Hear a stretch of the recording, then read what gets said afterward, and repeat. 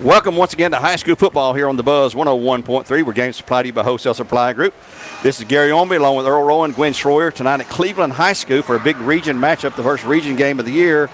This is the 47th meeting between the Bears and the Raiders. Hadn't talked about this. The Raiders lead, but boy, it's tightening. The Raiders lead 27-19, but the Bears have won 6 in a row and 9 of the last 12, and that kind of bristles even all of the diehard Raider fans. Last year the Bears won right here at Benny Monroe Stadium 42-25. They've had things going pretty well their way as Coach Floyd has really built the program, 11 straight playoff appearances, and the pendulum has swung over the last 6, 8, 10 years, and there's no doubt that the Raiders, I heard Tate O'Brien say today, hey, it's been a while since we won over the Bears. We know that, and we're going to put a stop to that tonight.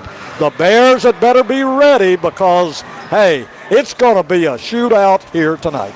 Beside the region games we mentioned, which was Farragut hosting Maryville and Bradley here at Cleveland, it's also Hardin Valley tonight. They are hosting Bearden in the other Region 2 6A matchup here. So we're going to take a Toyota of Cleveland timeout before the kickoff here and the coin toss.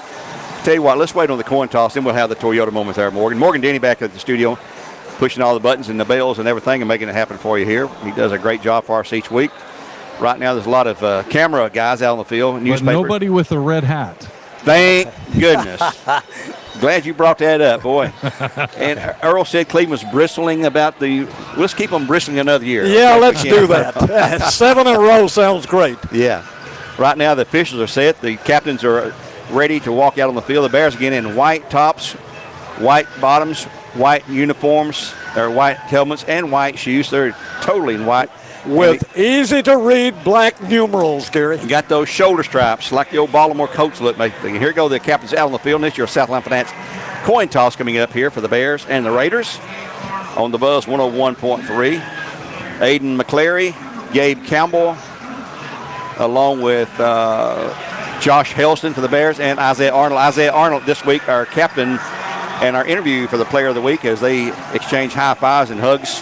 These guys all know each other. There's no secrets kept right here. And nowadays, with technology, you can go online if you have a subscription to Huddle, HUDL, and you can watch every game from way back when, and you see every play, and it's all documented for you. There's a toss in the air, and he almost dropped it. He catches it, and Bradley will be asked to pick. And I believe they won the toss, if I read him right.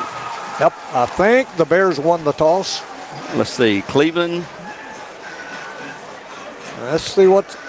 No, Cleveland. Cleveland won the toss and deferred. Is that what he's saying? Well, I don't know. He never patted him down on the shoulder like I thought. Let's take a quick break for Toyota of Cleveland. Back with the kickoff.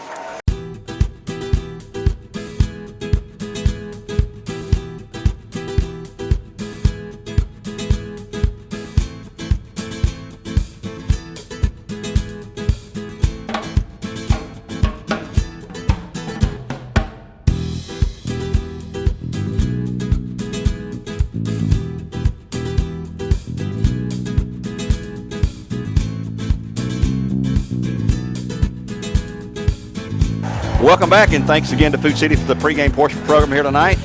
The Bears and the Raiders going out here at Raider Field. We'll be on the road one more time next week on the reservation they called up at McMinn County, taking on the Cherokees. By the way, congratulations to Lake Forest Middle School last night with a big, big win. I think it was 34-6 over the McMinn County Middle School up there last night, and that was a home game down at Lake Forest last night. Big turnout there again for the Forest family. And right now the officials. And Coach Floyd asked him the same question, Gary. It was very confusing. Yeah.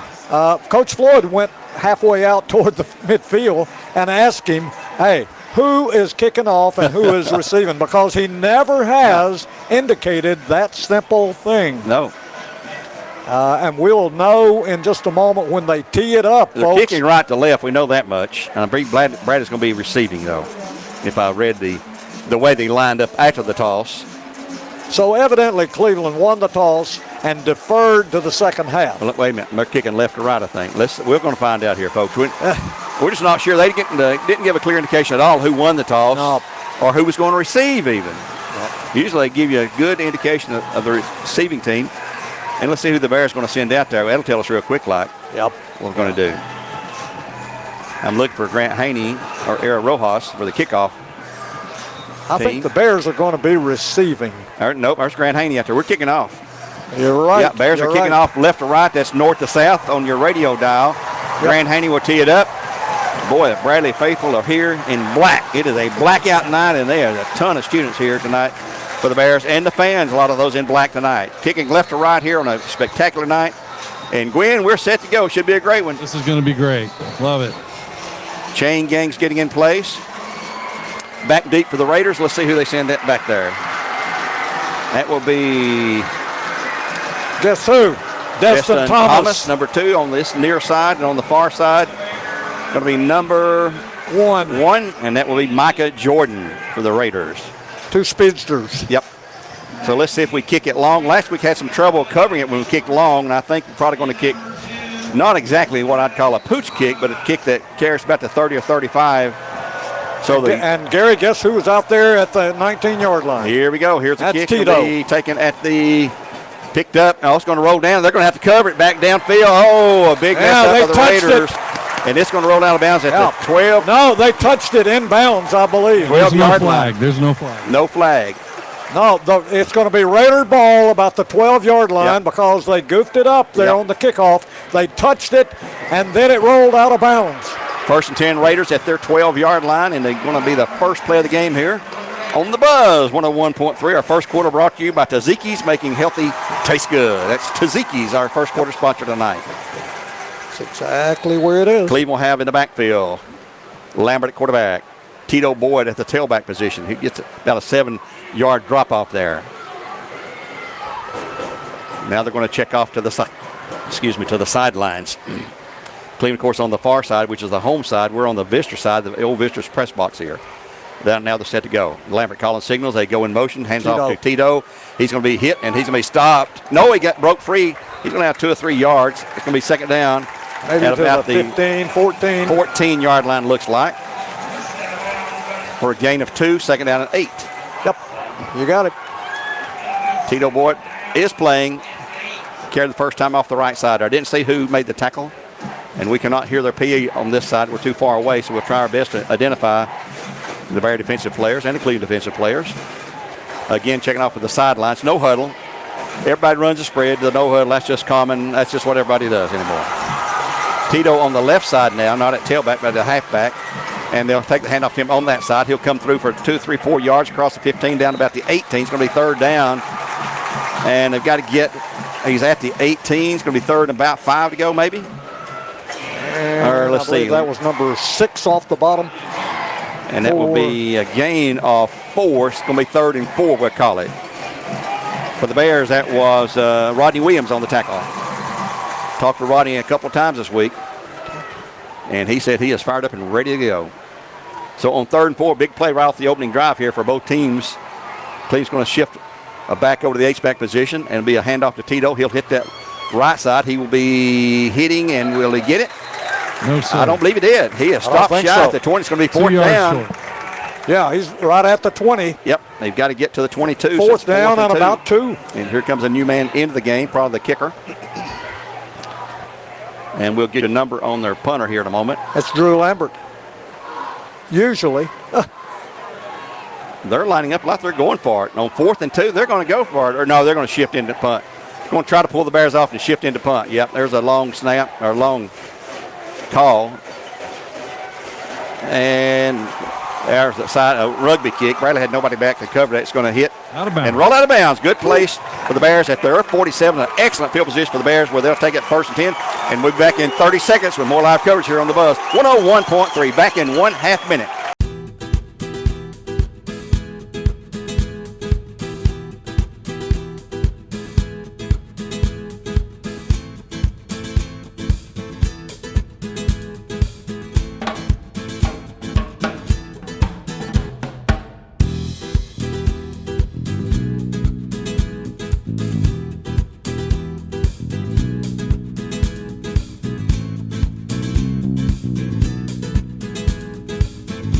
Back here, the Bears' first snap of the game coming up. Aiden McClary, of course, is quarterback. Jackson Wilson, his right halfback. He's the only back in the backfield. Bradley Twins left man in motion now on the jet sweep. Will they hand off? Yes, they will. That's going to be number 4. Corey. There's a flag on the Bears, and it's going to come back. And there's going to be maybe another flag. Oh, they wanted a face mask on that one. Bears going to be called for holding. I can promise you that. Way back to 48. And he is horsewhipped out of bounds there and looked like a face mask. J. Allen Terry. Right in front of the Bradley coaches, and they were screaming for a face mask. Not going to get that call. Holding on the Bears. J. Allen Terry on the end sweep, the jet sweep they call that. He had about 8 or 9 yards, but the 10-yard penalty will push the ball back to the Bear 38. We'll repeat first down. It's going to be first down. They've got to get to the Cleveland 40. It's going to be first and 22. First and 22 for the Bears now after the penalty. And we don't need to have a bunch of flags. That's a penalty for the losses of Andrew B. Morgan. If you run afoul of the law, call the folks there at Andrew B. Morgan losses. He's a Noel Bradley grad, not that old. Right there on North Ocoee by the Ocoee crossing. Bears going to shift Carter Howard to the left side. They will hand off to Jackson Wilson. He'll go to the right side trying to get free. Reverses back into the middle for a short gain out to maybe the 41. Gain of about 3. Still going to be second and very long. About 18 to go for the Bears, I believe. At the Bear 41. Jaden Acevedo, I believe is how they pronounce his name on the tackle for the Raiders. We'll try to pick those up for you off their PA if we can. And I apologize if that's not the correct name, but we cannot hardly hear their PA guy. On second down and 18, I think I said, from the 41. Bradley stays in that shotgun. Trips left side this time. McClary back, plenty of time. Going to step up. Is he going to run it? He's going to throw it, and it's going to be down the field. It's going to be overthrown and intended for Jackson Wilson. And my, oh my, he was just about past the line of scrimmage as well. Going to be third and long now for the Bears. And he was open. Yep. And Finns Merton was also open behind the defensive secondary. He just barely overshot Jackson Wilson, or that would have been about a 35, 40-yard gain, Gary. Yep, it sure would have down that near the 20-yard line, but nevertheless it falls incomplete. It was just overthrown a little bit. So third down and 18. Bears need to make something happen here. They're going to have to give up the ball. Wilson stays in the backfield with McClary. Cleveland showing blitz. And here comes the blitz. Hayden rolls out to his left. He's going to be sacked. He'll fumble on the play, and Cleveland's got it. A turnover for the Bears at the Bear 30-yard line as McClary was blindsided, stripped from the left side of their defensive line, and the Raiders will take over in tremendous field position at the 30-yard line in Bear territory. Tate O'Brien on the recovery, they say on the PA here. At the 30-yard line. He stripped it, and Palele, number 33, on the recovery. Tate O'Brien on the strip, Palele on the recovery. So the Raiders have it deep in Bear territory at the 30-yard line, which will be first and 10 for the Blue Raiders. Tito, tailback position. Snap. Hands to him. He'll hit the middle. He's going to have a yard or two, and that's it. They're going to wear him out. He's going to have maybe 2. Second down coming up down at the 28. Yep, right on the 28-yard spot. Second down and 8 to go for the Raiders with the time now at 9:43 in the first quarter play here with no score so far in our game. Both teams have had possession once. Cleveland was stopped on downs, had to punt it. The Bears fumbled on third down and long. Ball recovered to Bradley 30-yard line. Raiders are set. Looked like they jumped. Pass out in the flat's going to be complete, and they will have the first down. He breaks away. That's Thomas down to the 15 and on down to about the 10, out just outside the 10. It will be a Raider first and 10. He was hit momentarily and stopped short of the first down. Broke away, though. He's a dangerous receiver out there. They'll crank the clock, and ball is at the 11. They can get a first down at about the 1. So it's first and 10 for the Raiders at the Barry 11-yard line, trying to draw first blood here in this big game in Region 2 6A matchup. They'll shift their back to the left side. Hand off to Boyd, hits the middle, and he's going to be hit after a couple of yards inside the 10 to about the 8-yard line, right on the 8-yard line. Give them a gain of 3, second down and 7 to go for the Raiders at the Bear 8.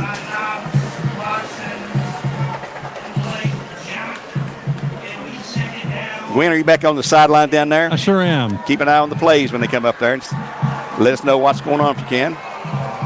Yeah, I see you down there now. Still a bright sunshine out here so far. 2nd and 7 coming up for the Raiders. Now they got 2 guys at running back behind the quarterback. Here's a handoff to the up man. He'll hit the middle and be falling in past the 5. 8. And that's going to be Camden Lockerbie. No, Dylan Harrell. Dylan Harrell. It's going to be 3rd down, and they are going to have to get at the 4. About 3 more for a first down. So they're in 2-down territory. If they don't get it here, they could kick a field goal. I'm not sure. We'll let the coaches make that call. Once again, signal the play in from the Cleveland sideline. It was on the far side, if you're familiar with Cleveland Stadium. That was Simon Mullis on the tackle. He stopped what would have been a score. Simon Mullis, yep. Well, good. Lambert and the Raiders set. The snap. He'll hit, hand off to Tito. He'll hit the middle. He'll have the first down, I believe, right down there. I think it's going to be 1st and goal. Well, the official started saying 4th down. I do not think he's got first. Yeah, it's short. It's going to be 4th down. No. He gave it to him. Well, they just gave him the first down, so it's going to be at the 1. 1st and goal at the Bear 1. So they're going to have 4 chances to push this one in. And the probability of that happening are pretty high. Tito Boyd in the backfield. Now they're going to shift a couple of big hogs to the left side. They're going to run behind him. There he goes in there, and he will go in untouched, standing for the touchdown. So Tito Boyd draws first blood for the Raiders. At 7:19 to go in the opening quarter after the Bradley turnover basically gave them a touchdown there, Earl. Yep, and that was just an unfortunate. I don't think Aiden McClary, our quarterback, ever saw Tate O'Brien coming. He was stripped after an 11-yard loss, and Leo Palele recovering for the Raiders, and they quickly took advantage of the miscue and short field. And here comes the PAT attempt by number 4, and that's going to be Bennett Smith. And that kick is good, so timeout on the field. Cleveland 7, the Bears nothing. We'll be back in 1 minute with a kickoff here on the Buzz 101.3.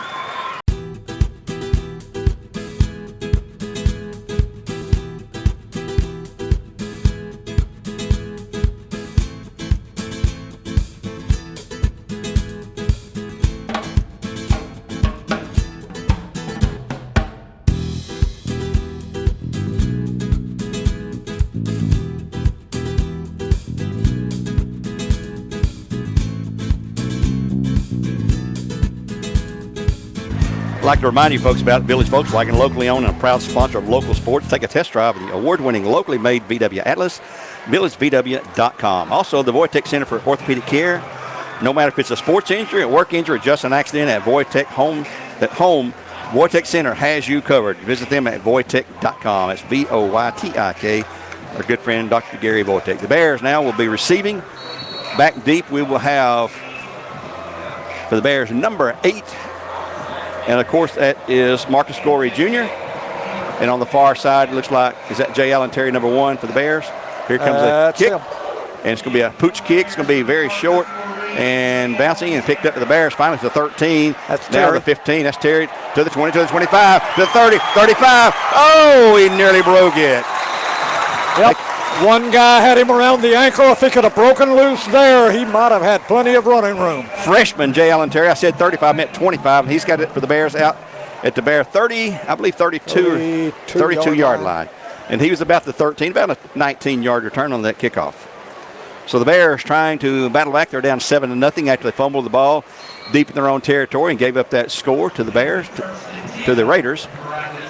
Incidentally, that touchdown drive was a short one, 30 yards, Gary, in 6 plays. Tito Boyd from 1 yard, and Bennett Smith added the point after. Cannot give them breaks like that. And that penalty hurt us, that first penalty we had, too. Jackson Wilson hits the middle. He's going to have 1, 2, 3, 4, 5. He's going to have close to 10 as he battles and rips his way across the 35, across the 40 to near the 41-yard line. Give him 9. 2nd down and 1 for the Bears. He takes contact and just sort of shrugs it off. He's about 190, 6 foot or so, just a sophomore. Just a sophomore. Great game last week. Our player of the game played defense. He punted. He caught a touchdown pass. He ran in for 2 touchdowns. Had 201 all-purpose yards. What a night's work. What more can you do? Here come the Bears now short. 2nd down and 1 to go at their 41-yard line. Lambert will hand it off, and that's not Jackson Wilson, but that's going to be a first down for the Bears out across 45, 46. And who made the carry that time? That's Simon Mullis. Oh, yeah, Simon Mullis, yes. Jackson Wilson back in, but a 1st and 10 for the Bears in Cleveland Ford. Mullis, meanwhile, gains 5 yards for the first down. Bear ball at the 46-yard line in Bear territory. Bear Stadium's going to look fantastic, folks, and about by the end of next week, we'll be on the road next week again, then back home for Hardin Valley and homecoming night, and you're going to love the new look in Bear Stadium. The snap out of the shotgun goes to Jackson Wilson. He hits the middle. He's going to have 1, 2, couple, maybe 3 out to the 49-yard line. It'll be 2nd down for the Bears, and maybe about 7, it looks like. Yeah, they're going to mark him about the 48. 40. Almost the 49. 49, yeah, 49. Yep. Yep. Rodney We'll Rodnax. 49. Rodnax, who just came out for football this year on the tackle for the Raiders. 2nd down and 7 for the Bears at their 49, trailing at 7-0. And the clock is at 5:27 here in the first quarter of play. Coming to you live from Raider Field. Wilson in the backfield with McCleary. Now they're going to change plays to the line of scrimmage. Cleveland's got 3 down linemen. Yeah, 4 now. Make it 4 down linemen. McCleary will hand it off to Wilson. He's going to try to skip the right side. He's going to have a couple of yards. He keeps battling it 2, 3, 4, 5 yards across midfield to the Cleveland 47. What's going to be 3rd, about 2.5 to go, looks like. Very patiently watching his blocking. Yeah. Using it. He is a smart kid when it comes to running it. 3rd, let's call it 3rd and 3. Give him a 4-yard gain. Big play for the Bears, keep the drive alive because they'll have to give it up if they don't get a first down here. Not deep enough to take a chance on 4th down when you're down 7-0 right now. Unless you're Bill Price. Yeah, unless you're Bill Price. McCleary fakes the handoff, throws a pass out, complete. Bears have the first Got down, the first. 40. Yeah, and baby. to the 38. It would be a 1st and 10 for the Bears. I believe that's going to be Jay Allen Terry on the far side, isn't it? Yep, That's you're right. number 4, Jay Allen Terry, the freshman. We saw Taylor Dugan doing the same thing time after time last week. There is a flag on the play. There is a flag Oh, Laying on the 40. on the far side. I think it happened at the tackle over there I do too. because they just slung him out. Here it comes. Unsportsmanlike conduct on the Bears. You called it, Gary. Oh, my goodness.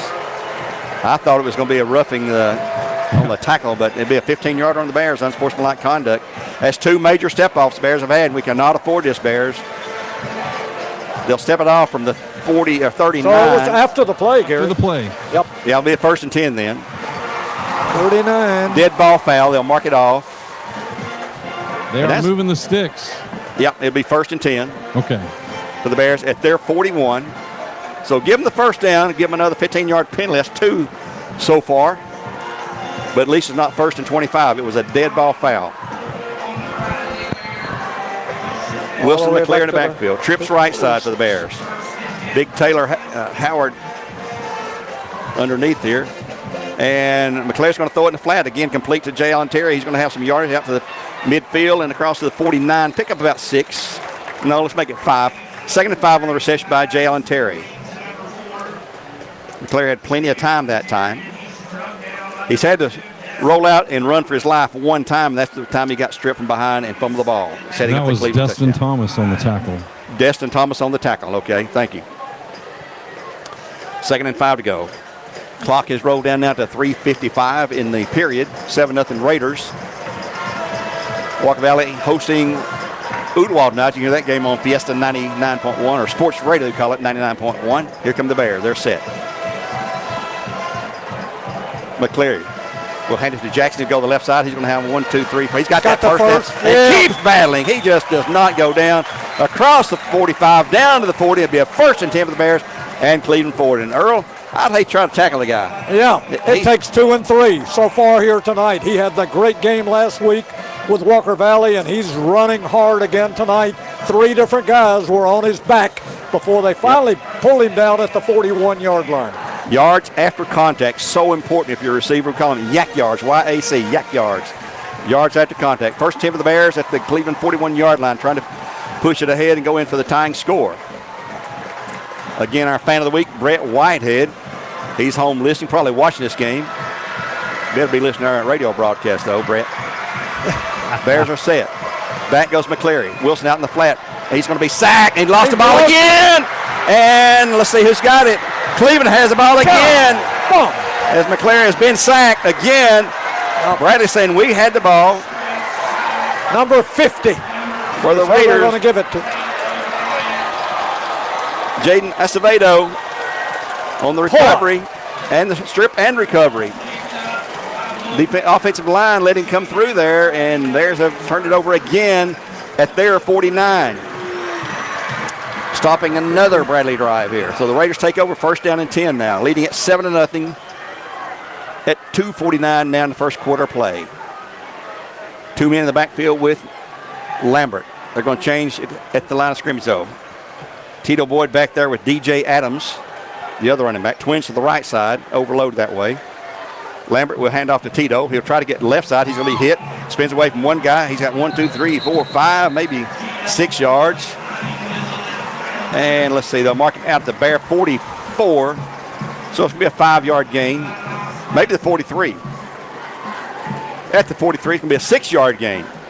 It'll be second down and 4 for the Raiders at the Bradley 43. Tito's carried every play except one so far for the Raiders. But he's not going to play now. That's the word they sent to Bradley. Right. He's not going to play tonight. Definitely out. Yeah, definitely out. Here we go again. Lambert takes a snap. Pass going to be incomplete, intended on the left side. Number 1. For number 1, it is Micah Jordan. That was just not a good pass there. He had a guy open and didn't hit him. Third down and 4.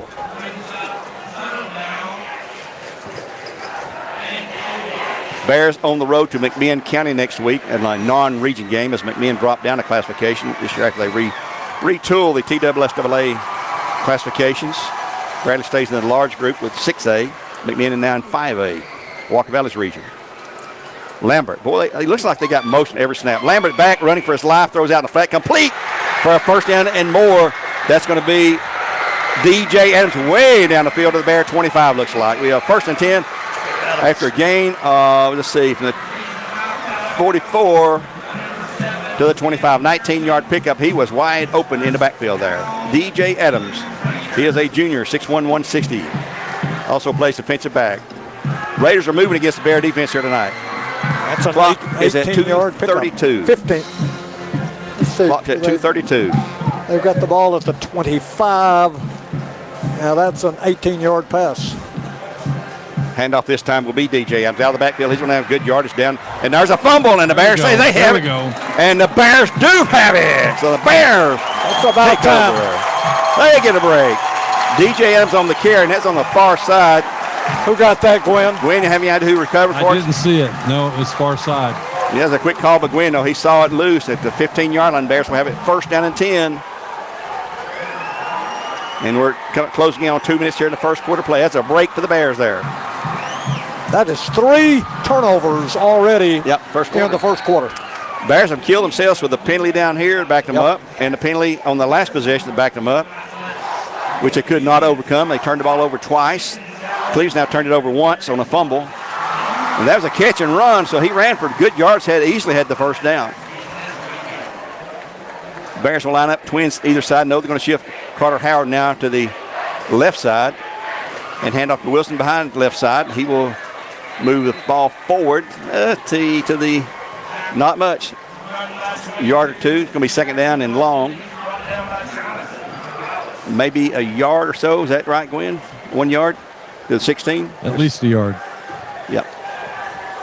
Going to be a short 9, long 8, ever how you want to look at it. Clock's down to 2 minutes now in the first quarter play. 7-0 Raiders. Bears with the ball at their 16.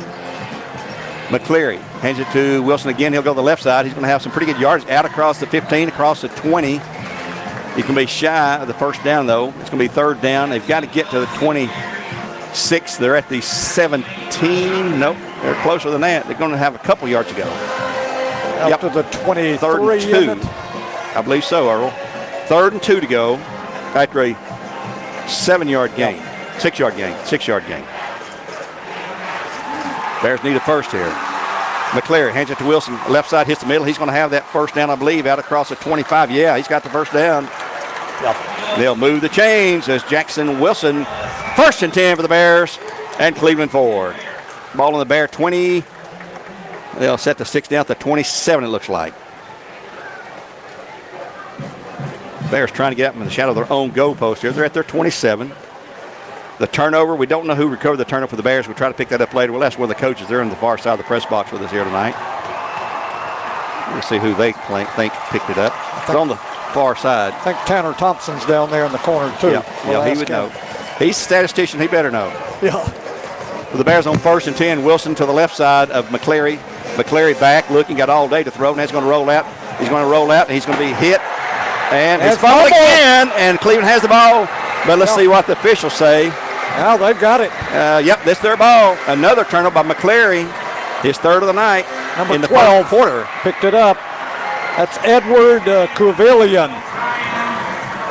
Recovered for the Raiders. Raiders have it now at the Bear 14-yard line. The 3rd turnover in the first quarter. All of those off for the quarterback for the Bears. He's not putting that ball away. And there's a flag. Nope, no flag, no flag. I saw something. Maybe what? Oh, is there a flag?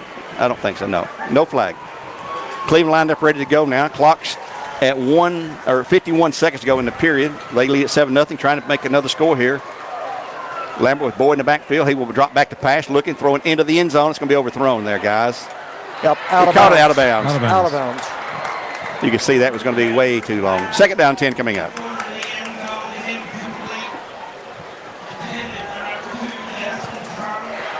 Intended for Thomas. He caught the ball, but he was way past the end line. By the way, the Bears end zones will be black with gold. The word Bradley in one end, the word Bears in the other, and it looks spectacular. They don't have those words down yet. Today they put down the Bear Claw logo and the yard stripes and the hash marks. Those are sewn into that turf, by the way. Lambert set. He will hand it to Tito. He'll go to the right side. He'll be gaining 3, 4, 5 yards down inside the 10 to about the 8-yard line, I believe, where they'll mark him down. A gain of about 5. Going to be 3rd down. Yep, right at the 8, Gary. And 5 to go. Blake Johnson on the tackle for the Bears. Yeah, he's got about 6 make it. I mean, 3rd and a very short 4, closer to 3 looks like, according to the yardsticks. And Cleveland High, will he snap it again? There's 15 seconds to go. Yep, looks like they may have one more play. Clock is running here. 7-0 Raiders. Lambert, pass out in the flat's going to be complete. And getting free and not getting the touchdown, but maybe a first down. To Thomas. Destin Thomas. Out of bounds. And with 3 seconds to go, they may have one more play to run, but it's a 1st and 10, I believe. 1st and goal. Yep, 1st and go. And they'll run out the clock, so that'll end the first quarter play. After 1, Cleveland up 7-0, but on the verge of taking in for another score. The Bears trail at 7-0 here at the end of the first quarter play. That quarter brought to you by Tzatziki's. Back in 1 minute with more live coverage here on the Buzz 101.3.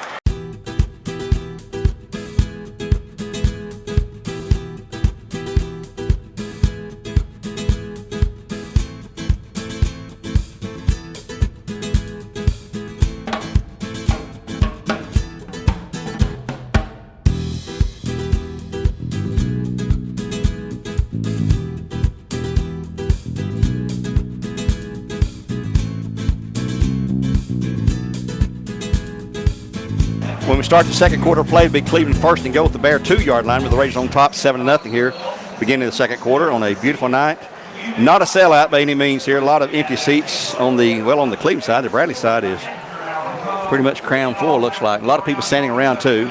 Good gate night for the Raider athletic program. And here come the Raiders. They're ready to go. Tito Boyd in the backfield. He's at tailback. They'll have twin receivers out to the left side. Lambert claps his hands, takes the ball, hands to Tito. He'll hit the left side, and he will fall into the end zone. Is he in? He is short. No, he's short. 1. Right there at the 1. About a yard shy win or half? Yes, yeah, about a half-yard shy. 2nd down and go coming up. Bears need a turnover here.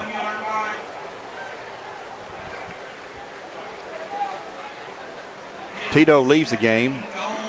That's unusual for him to leave on a goal line.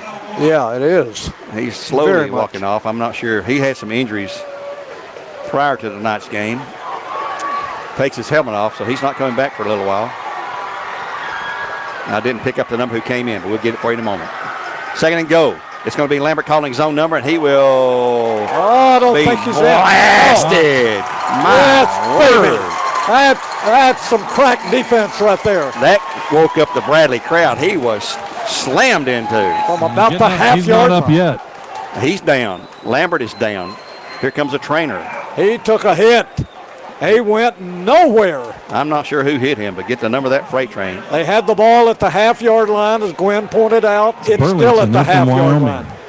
What's that, Gwen? That freight train is from Burlington in Wyoming. The Burlington, Wyoming.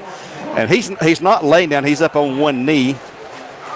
Now, he may just be Winter had the breath knocked in, but boy, he took a lick. That's what we used to say. Wow. His bell was rung. Yeah, it went ding dong. And he will have to come out of the game for one play. It's going to be 3rd and goal. As he trots off, he's going back to the huddle. I don't know if they'll let him. No, he's got to come out because he had an injury. Yep. And they stopped the clock for the injury. So he'll have to leave for one play. Fisher going over to tell the coach that, I believe. So Lambert will come out. We'll get the number of the guy who's taking his place. 3rd down. Tito Boyd left the previous place. I'm not sure about Tito's deal. Let's see who's quarterback here, Earl or Gwen. Number 7. It'll be L.J. Adams. Sophomore. Could be D.J. Adams, number 6, his brother. I'm not sure. L.J. Adams, the quarterback for the Raiders on 3rd and goal from the Bear 1. They'll crank the clock. They'll snap. He will hand off, and he will get it. Yes, He's not getting stopped. Wow. Threw him back. Number 11. Forced it and go. Markel McKinley. Full defense. My goodness. Yeah, that They're black still at defense. the half-yard line, folks. This would be a major stop for the Bears, but, man, it's asking a whole lot. Give them 4 downs from the 1 yard line. That's just asking an awful lot from your defense. Well, one play. Yep. They are closer, Gary, to the 1 now. Yep. They were literally at the half-yard line. The last 2 plays, they've lost another foot or more. And Cleveland says we need a timeout to think this over and catch Yeah. your breath. And we'll take one with them here on behalf of Taziki's and be back in 1 minute on the Buzz 101.3.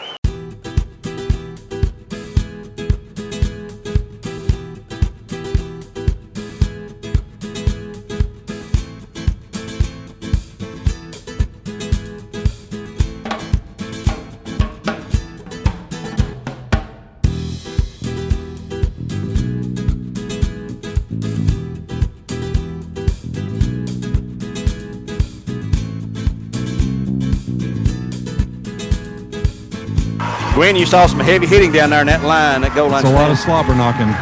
4th, here we go. 4th and go for the Raiders after 3 tries from the 1. They've not punched it in yet. Tito Boyd back in there. Yeah, Drew Lambert and Tito Lambert is back back in there as well.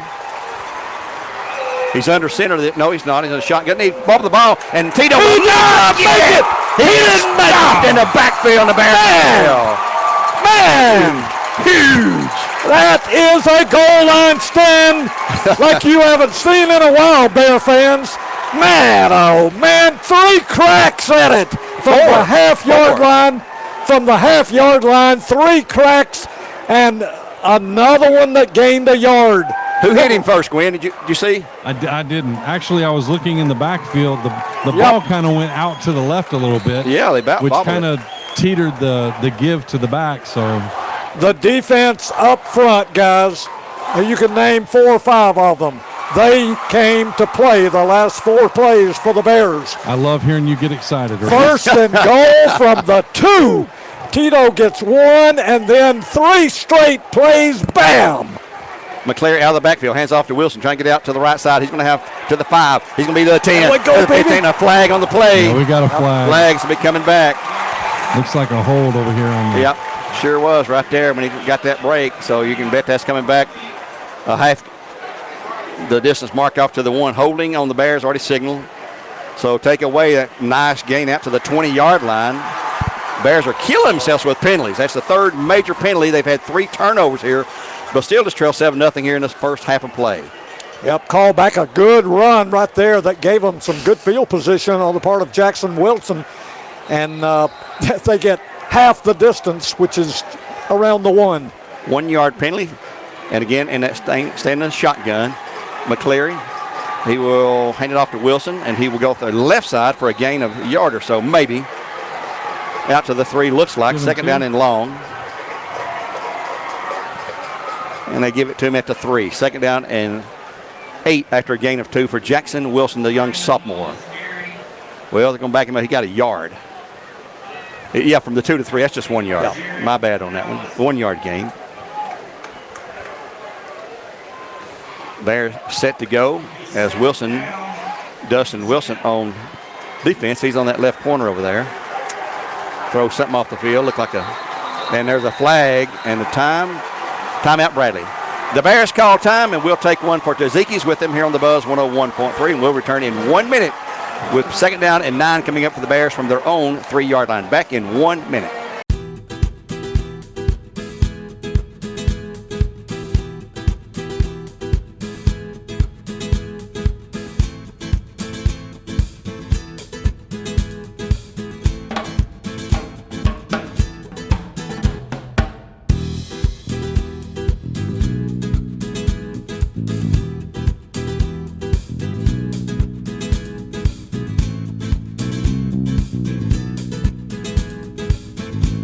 Folks, don't forget when you're hungry, Chick-fil-A, pick up your tailgating food at Chick-fil-A. And I bet you a lot of that was picked up tonight. And matter of fact, they're selling Chick-fil-A sandwiches here in the concession stand at Cleveland High School. So order your trays today for the big game. That's Chick-fil-A, one of our great sponsors. Also like to remind you about Dale's Heating and Air. And hopefully we're not going to need air, a whole lot of air, too much longer. But Dale's Heating and Air for all your heating and air needs. Just call Dale's.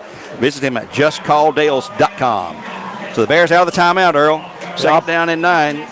And you talk about Dale's Heating and Air, man, The temperature is dropping. It is a very pleasant evening to watch a football game. Yep. Bears 2nd and 9 from their 1 yard or 3-yard line, correction. 2nd and 9 from their 3. They stopped Cleveland on 4 straight plays off a 1st and goal at the 1. They could not score. Bears overload to the right side with Twins over there. And it'll be McCleary handing off to Wilson. He's going to have up to the 5, 6, 7, 8, 9, 10. Boy, he will not go down. He's to the 10, 11-yard line. Close to the first. He is close to that first, maybe a yard shy. Yep, it's going to be 3rd and going to mark it down just across the 10. He's got to get, boy, he likes maybe a yard. Yeah, right at a yard. Give him 8 yards on the play, 3rd and 1 for the Bears. After that hard run by Jackson Wilson. He runs upright. And here's a handoff to Wilson again. He's going to be hit, and he will have the first down, though, out to the Bear, 13 or 14. Depends on where they place the ball. It'll be a 1st and 10 for the Bears, and Cleveland forward. Little breathing room, little running room, thanks to Jackson. 13. Gwen, that's some hard hitting down there on both sides being handed out. Sure is. Bears quickly to the line. Now McClary will look to the side. Todd Burkhart, the OC, will be the one that signals in plays. Here's the snap to McCleary. Hands again to Wilson. He'll hit the middle this time. He's got a hole. He's got 5. He's got 10. He's got 50, Jackson! 30, 35, 40, 45, 50, 45, and pushed out of bounds way downfield. Great run. At the Cleveland 40-yard line. 35, Gary. Oh, no, it's 40. Yeah, he stepped out of bounds, yeah. Out of bounds, the 40-yard line from the whatever yard line we were. 13. That's 37 plus 10, 47-yard run by the sophomore, Jackson Wilson. He was 1 man away from breaking that all the way. He can motivate when he gets those long legs going. 1st 10 for the Bears. Here they go from the Cleveland 40 now, trying to get in to tie the game. McCleary again looks at the sidelines. There, Jackson Wilson is a workhorse, folks. A workhorse. He's out of the game now. Simon Mullis in there for the Bears, number 33. The snap. Mullis will carry into the middle of the line. He's going to have a couple of yards before he's pushed back after a gain down to the 37 maybe. He got 3. Looks like 3 yards. Going to be 2nd down 7 for Simon. And Simon's another youngster, another sophomore. He's given Wilson a breather after that long play. Wilson back in the game now for the Bears. 2nd and 7 to go. Bradley's going to a running attack exclusively so far this drive. McCleary looking to the sidelines. Coach Burkhart signaling a play. Bear set, the snap. And off to Wilson. He'll go to the left side. He'll be plowing ahead for 1, 2, 3. And across the 35 down to the 32, looks like. He got good yardage again. And penalty marker. Where is the penalty at? I don't see it. Right on the tackle. Oh, maybe that's on the maybe on the Raiders. They have no penalties so far. Well, Damon is mad about something, so it's going to be on the Bears. He is furious. 15-yarder back to the 43. So, I didn't see the call. I didn't see the call either. They're signaling to the far side, so we don't see the guy in the white hat. Back to Must the be 43. second down and 12. Yep. Could have been a hold. Second and 13. Second and 13. Well, it had to be. Well, don't want to speculate. Second down and 13 for the Bears. Again, checking off. Bears are set. Twins out right side. Overload that way. McCleary hands it off. Wilson in the middle. He's going to have a couple ahead to the 40. And still going to 35. He's going to have 8 yards on the play. He was hit at the line of scrimmage and just boiled his way down for an 8-yard gain for the Bears. It's going to be second down. Just knows how to fall forward. Yeah, he does. You're right. Third down, about 5. Got an 8 on that one. Yeah, you're right. That's a good point, Earl. When he's hit, when he hits, he falls forward. He doesn't fall backward. Third and 5 Bears. They may be in 2-down territory here. I bet you they are. McCleary hands it to Wilson. He'll reverse from the right to the left. He's hit in the backfield and thrown for a loss. Yep, number 12. And there's a flag on the play. And maybe on Cleveland right here. Cleveland, and there's another flag. That's Cavilion made that stop. There's 2 flags. Bradley player threw a shoe off the sideline here. Okay, so there's 2 flags. Maybe it's going to be on the Bears, I'm sure. Bradley threw the Cleveland shoe off there. Yes, that was the second flag. That was stupid. Unsportsmanlike on the Bears, another major mark-off. Stupid. Forrest Gump had a saying for that. Stupid is as stupid does, and right now it's stupid does for the Bears. And we're in a third down situation, so a major penalty coming against the Bears. And he's going to mark it from the line of scrimmage, too. It says 3rd and 5. It's going to be 3rd and 20. So there's no penalty against Cleveland? Nope. It was on. The Cleveland player reacted when they threw his shoe off the field. So that's 5 against the Bears. There's going to be some heart-to-heart talk, some come-to-Jesus meetings at halftime in the Bear dressing room about these penalties. 40, no, it's a loss of down. It's a loss of down. It's dead ball. It's 4th down. The Bears going to punt it. They take the Bears out of good field position, and back to punt be Jackson and Wilson. And back deep is number 2 for the Raiders, Destin Thomas. I'd kick it away from him, guys. All by himself back here. Yep. Good snap. And he's going to angle it to the far side, to the right side. Destin will not touch this one. It's going to hit. A great good bounce. And he did. He picked it up. That's dumb. Yeah. He just never had a chance to do anything with it. He's lucky he kept 25. 25. Yeah, it looks like it'll be first attempt for the Raiders after the punt for the Bears. About 27 6:04 to go. So that great defensive stand. And the Bears drive and another. That was a stupid penalty, folks. That's a stupid penalty. That killed the drive right there. At the 25-yard line, that's where the Raiders are going to go. I don't know who did that, and I don't care, but it was a stupid penalty. Amen. First attempt, the Raiders from their 25. Lambert claps. You hand off into the middle, and that's going to be Adams again. And he gets free. He's going to have great yards out to the 30, 35, 40, 45. I'm going to back him up a little bit to maybe the 40-yard line. First and 10 for the Raiders after a 15-yard pickup by Adams. That's L.J. Adams? Yep, number 6. And Rodney Williams on the tackle. First and 10 for the Raiders. They lead 7-0. Hadn't given the score. I'm sorry. Hadn't given the score in a while. 7-0 Raiders at 5:52 to go in the half. They have the ball first 10 at their 40. Bears need to get another turnover here. Lambert, low snap back. He's going to be chased. He's hit just as he throws. It's going to be complete, though, to 1 or 2. It looks like that's Incomplete. No, he caught it. He's out of bounds. Oh, did it? 9-yard gain. Micah Jordan on the catch. Gain of 9, 2nd and 1. Stop the clock when he went out of bounds. Yep, it's going to be at the Cleveland 49. 2nd down and 1 to go. So they could make a lot of calls here. They could play for the first down. They could go over the top. Let's see what the call will be by the Raider coaching staff. Lambert has Adams and Tebow in the backfield. Or Tito. He'll hand it off to Tito. He will have the first down out at midfield and needs to be pushed way back down the field. But he's going to have forward progress right to midfield. I don't know. The sticks are on our side. It's going to be, they're saying it's already first down. First attempt for the Raiders at midfield, right at midfield. Clock is at 5:43, and they will crank the clock as soon as the sticks are set. Raiders with a 7-0 lead, trying to push it in, extend the lead. Bears had a great goal line stop. Bears showing blitz. Back to pass. Lambert pass going to be complete maybe or incomplete? Yeah, he caught complete it. for a Caught short on his pass to the Number 46, one. second down and 6. Micah Jordan. Micah Jordan again. So Jordan with Thomas has been the go-to guys here in the first half.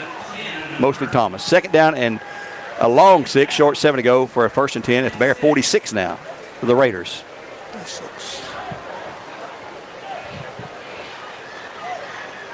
Tito, the only runner in the backfield now with Lambert at quarterback.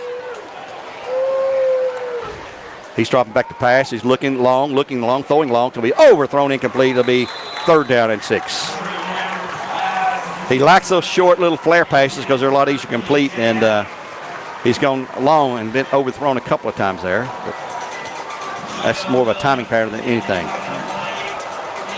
Bears looking to hold him here again. That'll stop the clock, though, at 4:51. You're listening live to The Buzz 101.3. This game also carried on the Mix 104.1.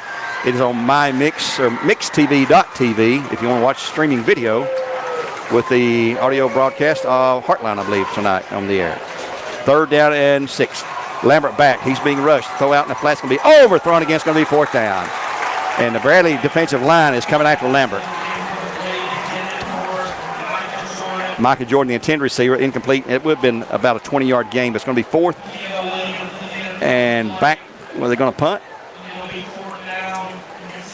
Lambert from the quarterback position. He does the rugby style kick the last time only time they punted. And they're going to check off to the sidelines. I don't think they're going to fake this. No, he can freeze you, though, because he can punt it out of short punt position. And here comes that rugby style kick. It's going to be a good kick. Well, it's going to hit.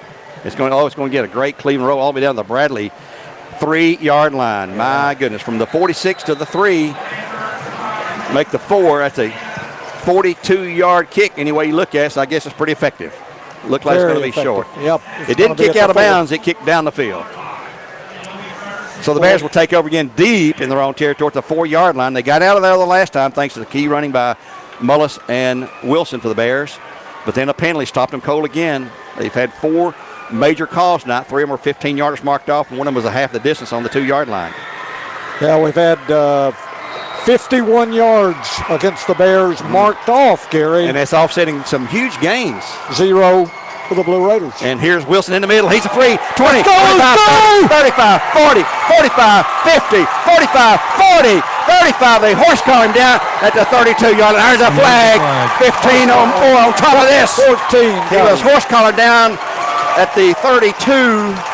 They're going to say he's out at the 32. Then they're going to add 15 more on to that for the Bears. Rodney Broadnax Jr. chased him down, and it was a foot race. 2 Blue Raiders were after him. From the 4 to the 32. 31 or 2. It's 46, 56. I'll mark it the 32. 18 plus 63.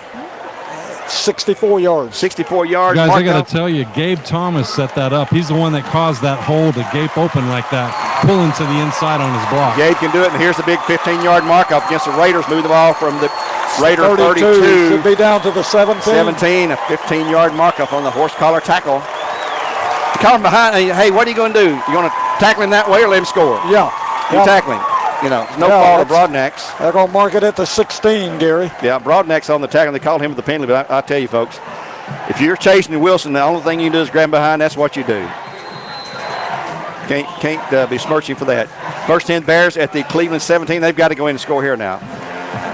Man in motion, and it'll be handoff. Here is the freshman, Jayon Terry, down inside the 15 to the 10, and down to, let's see, at the 6. We got the first down there, close. Just short. Just short of the first down, Gwen says. He's right there at the 6. They're going to mark him the 7, I believe. Going to be second down and a yard or less to go for the Bears. Quick to the line of scrimmage. Wilson and McClear in the backfield. The big Hogs up front doing their thing. And look at that. And here's Wilson. Right in. Touchdown, Bradley Central. Jackson Wilson. 7 yards. 7-yard run. He was basically untouched. That line doing an amazing job for the Bears. And the Bears are 1 point away from tying this game up. And the clock is now showing at 4:08 in the opening half of play. 7-6 Raiders up by a point. 4:08. Rojas to kick. Era Rojas. His kick, it is high, it is long, it is perfect, and we're tied at 7. Timeout on the field. We'll be back in 1 minute with the kickoff here on the Buzz. 101.3, back in 60.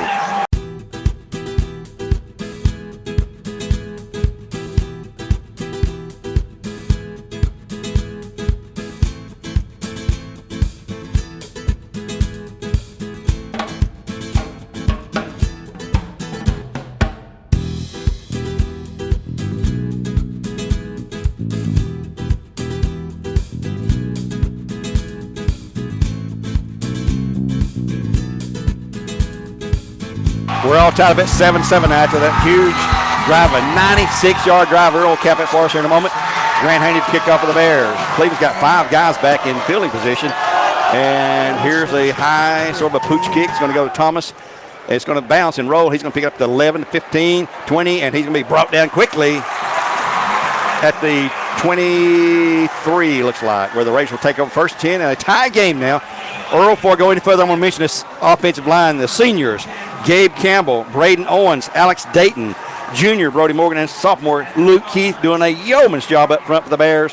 And also that defensive line, what a stop they had with Josh Helson, Blake Johnson, J.D. Kirkpatrick, and all those guys on that four downs from 1 yard line. Yeah, the Bears made a statement right there, storming back 96 yards quickly in 3 plays. Of course, Jackson Wilson, the workhorse. Here's a handoff to Boyd on the left side. He's going to get 5. He's going to have 10. He's going to have 15, 20. He's going to be finally pushed out of bounds at the Bear, not the Bear, but the Cleveland 39. A gain of about from 21 to 39, 18-yard gain, first attempt for the Raiders. Clock at 3:57. Clock stopped on the out-of-bounds run. I think that was Finn Mertens that got him. Finn Mertens. And who was carrying that? That's Tito. Tito, 44.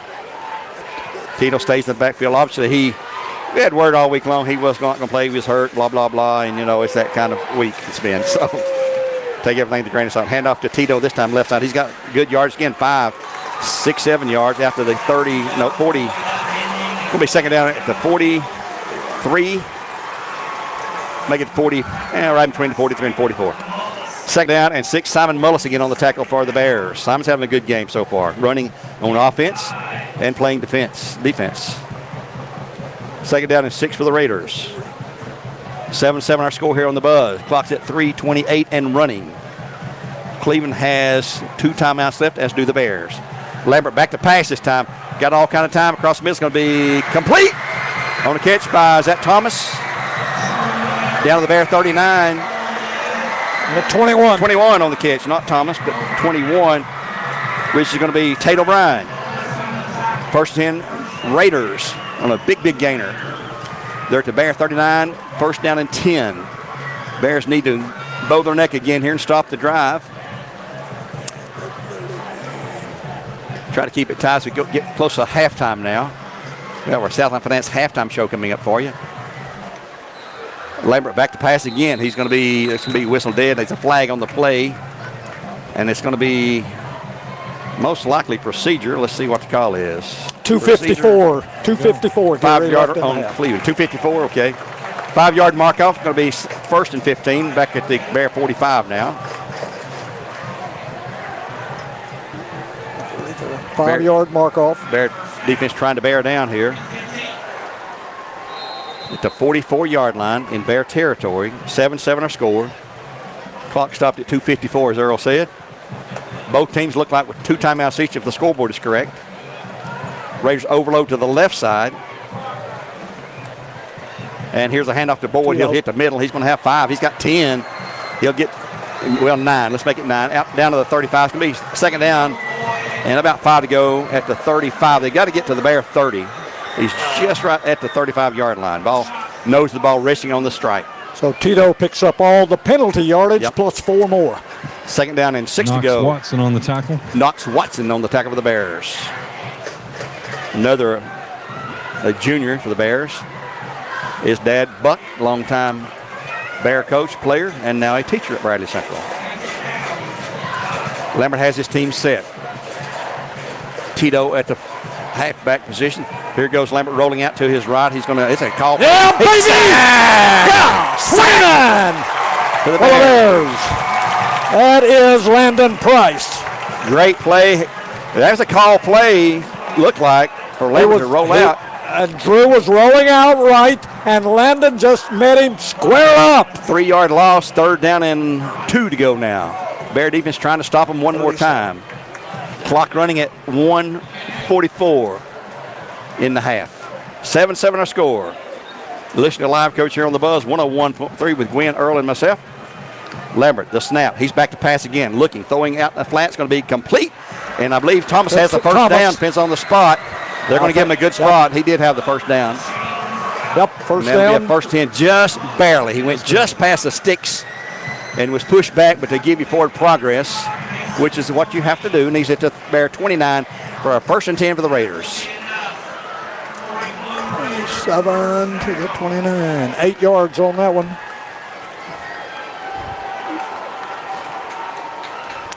Tito stays in the backfield. I called him T-ball not long, I think. Yeah. Thomas goes in motion right to left, so they're going to overload the left side with 3 wideouts over there. And somebody he moved early, and no but call. they didn't see it. And here goes a rollout by Lambert. He's going to be pushed out of bounds and tackled down at the Bear 20 or so. Yep. But boy, they moved. They moved. That was obvious. Destin got set and then jumped. 2nd down and 1 to go. Landon Price on the tackle for the Bears. I've been watching tonight. It looks like they're moving every play before Lambert gets the ball, or before he calls for the snap. But no call has been made yet, except for that 1 5-yarder. 56 seconds, Gary. 56 seconds. Clock stopped out of bounds. Here is the handoff. End around on the left side. He'll have the first down to the Bear 15. Boy, and he is smothered under. That's DJ Adams. Bench free DJ down to the Bear 14. We're a 1st and 10 for the Raiders coming up at the Bear 14. Bradley trying to get a stop here. Clock's now at 47. They'll stop the clock to move the chains, and that's it. They'll crank it again.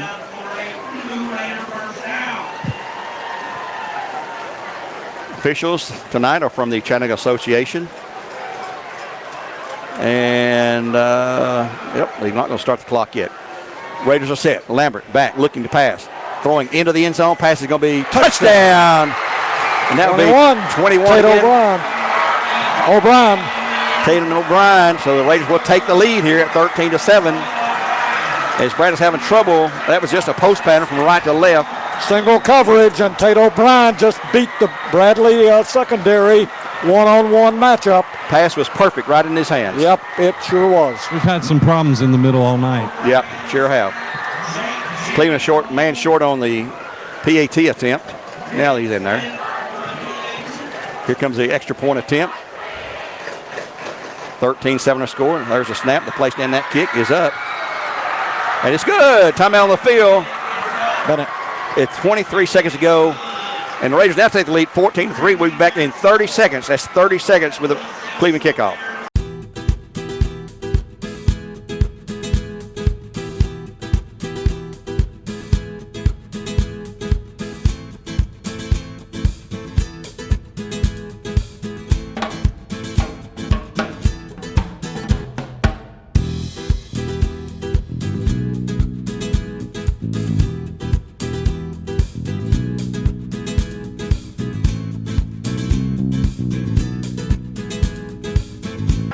Back here with 23 ticks left on the first half clock, leaving up now 14-7 after that last score on the pass to Tate O'Brien from Lambert. Bears will drop back deep. J. Allen Terry, Marcus Goree along, and the short man will be for the Bears, Finn Mertens, and also looks like number 2. Yeah, I believe it is number 2, Knox Watson, I believe. Raiders prepared to kick off with a 14-7 lead now. Here's the kick. It'll be a short kick. Marcus Goree going to take it off the bounce at the 16. Trying to get out wide right to the 20, 25. There's a flag, doggone it. Huge return for the flag.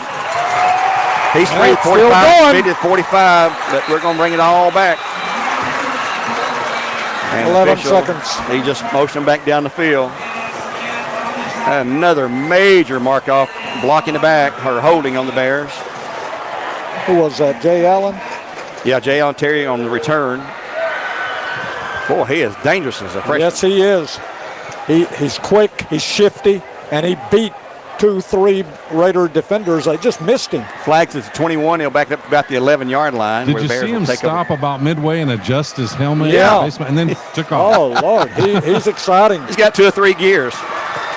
They'll back the Bears up once more. Another major penalty from the 21 to the half the distance, about the 11.5-yard line or so. Bears take over 1st and 10. With 11 seconds to go, I'd take a knee, guys, and go to the house here at halftime. Back to the 11. They may air it out. I don't know what they got in mind. We'll see, because here come the Bears back on the field. 11-yard line. They've got wide. Marcus Gorey out here wide to the left. He's as far out wide as you can get. Taylor Dugan far out wide to the right side. Bradley may try to air it out here. I don't know. I just don't know. Cleveland's certainly not in the prevent defense. Here is the handoff this time on the end around. That's going to be Jay Allen Terry. He's going to have yardage out across to the 15 to the 17, and that will be the last play of the half after a 6-yard gain. So Jay Allen Terry wraps up the half with a 6-yard gain, and we'll go to the halftime break here on the Buzz. 101.3 with the score is Cleveland 14 and the Bears 7. And we'll be back in 2 minutes with the start of the Southland Finance halftime show. We'll also ask our trivia question tonight, so hang around for the trivia question. We'll take a look at Earl stats and try to give you our Elders Ace Hardware scoreboard when we return here in 2 minutes on the Buzz. 101.3.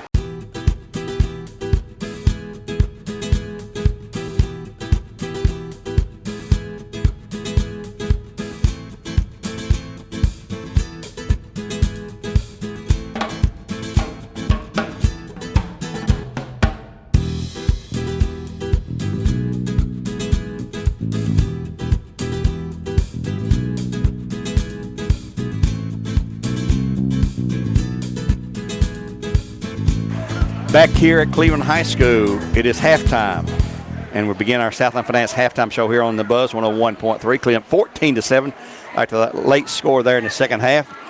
Bears got their score on a 96-yard drive, and penalties have beseeched the Bears here tonight. Right now, I'd like to give you our trivia question for the evening, and if you're the first caller with the correct answer, I'll go ahead and give you the number 476-0076. I think some of you have it on speed dial. 476-0076. Tonight's question, this is the 47th pairing of these two teams since they began playing back in 1965. What's the series record? What is the series record between these two teams? If you know the correct answer, 476-0076. First one through to Morgan, he will text me the winner, will win a large pizza of your choice from the Pizza Hut. So that's the question. What's the series record between these two teams? It's the 47th meeting here at Raider Field tonight, the Bears and the Raiders. I'd like to give you an update. We'll get you Elders Ace Hardware scoreboard just a little bit later on. Oh Yeah Health and Fitness Complex. Oh Yeah Health and Fitness Complex is home of the no contract membership. Download a free 5-day pass at ohyeahlife.com. That's ohyeahlife.com. No enrollment fee, and as low as $19 a month. That's a good place to go work out right down at the Village Center, right in between Firehouse and Donuts place, the bakery shop. So you can go work out and go load up on proteins and wash it down with some delicious Townhouse donuts. That's a free plug to them. They need to send me a dozen donuts just as a free plug there.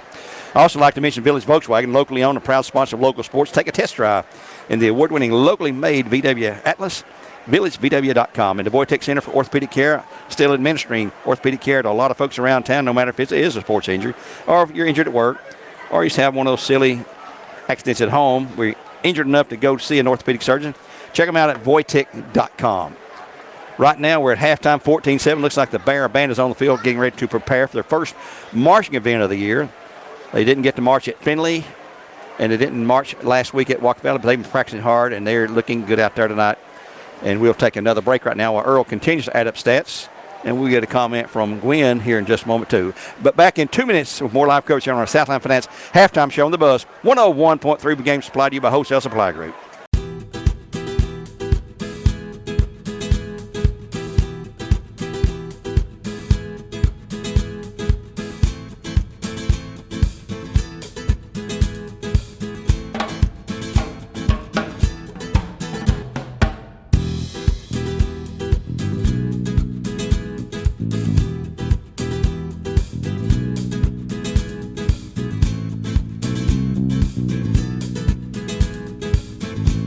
Back here at Raider Field, Benny Monroe Stadium, they call it, Raider Field, halftime on our Southland Finance halftime show here on the Buzz.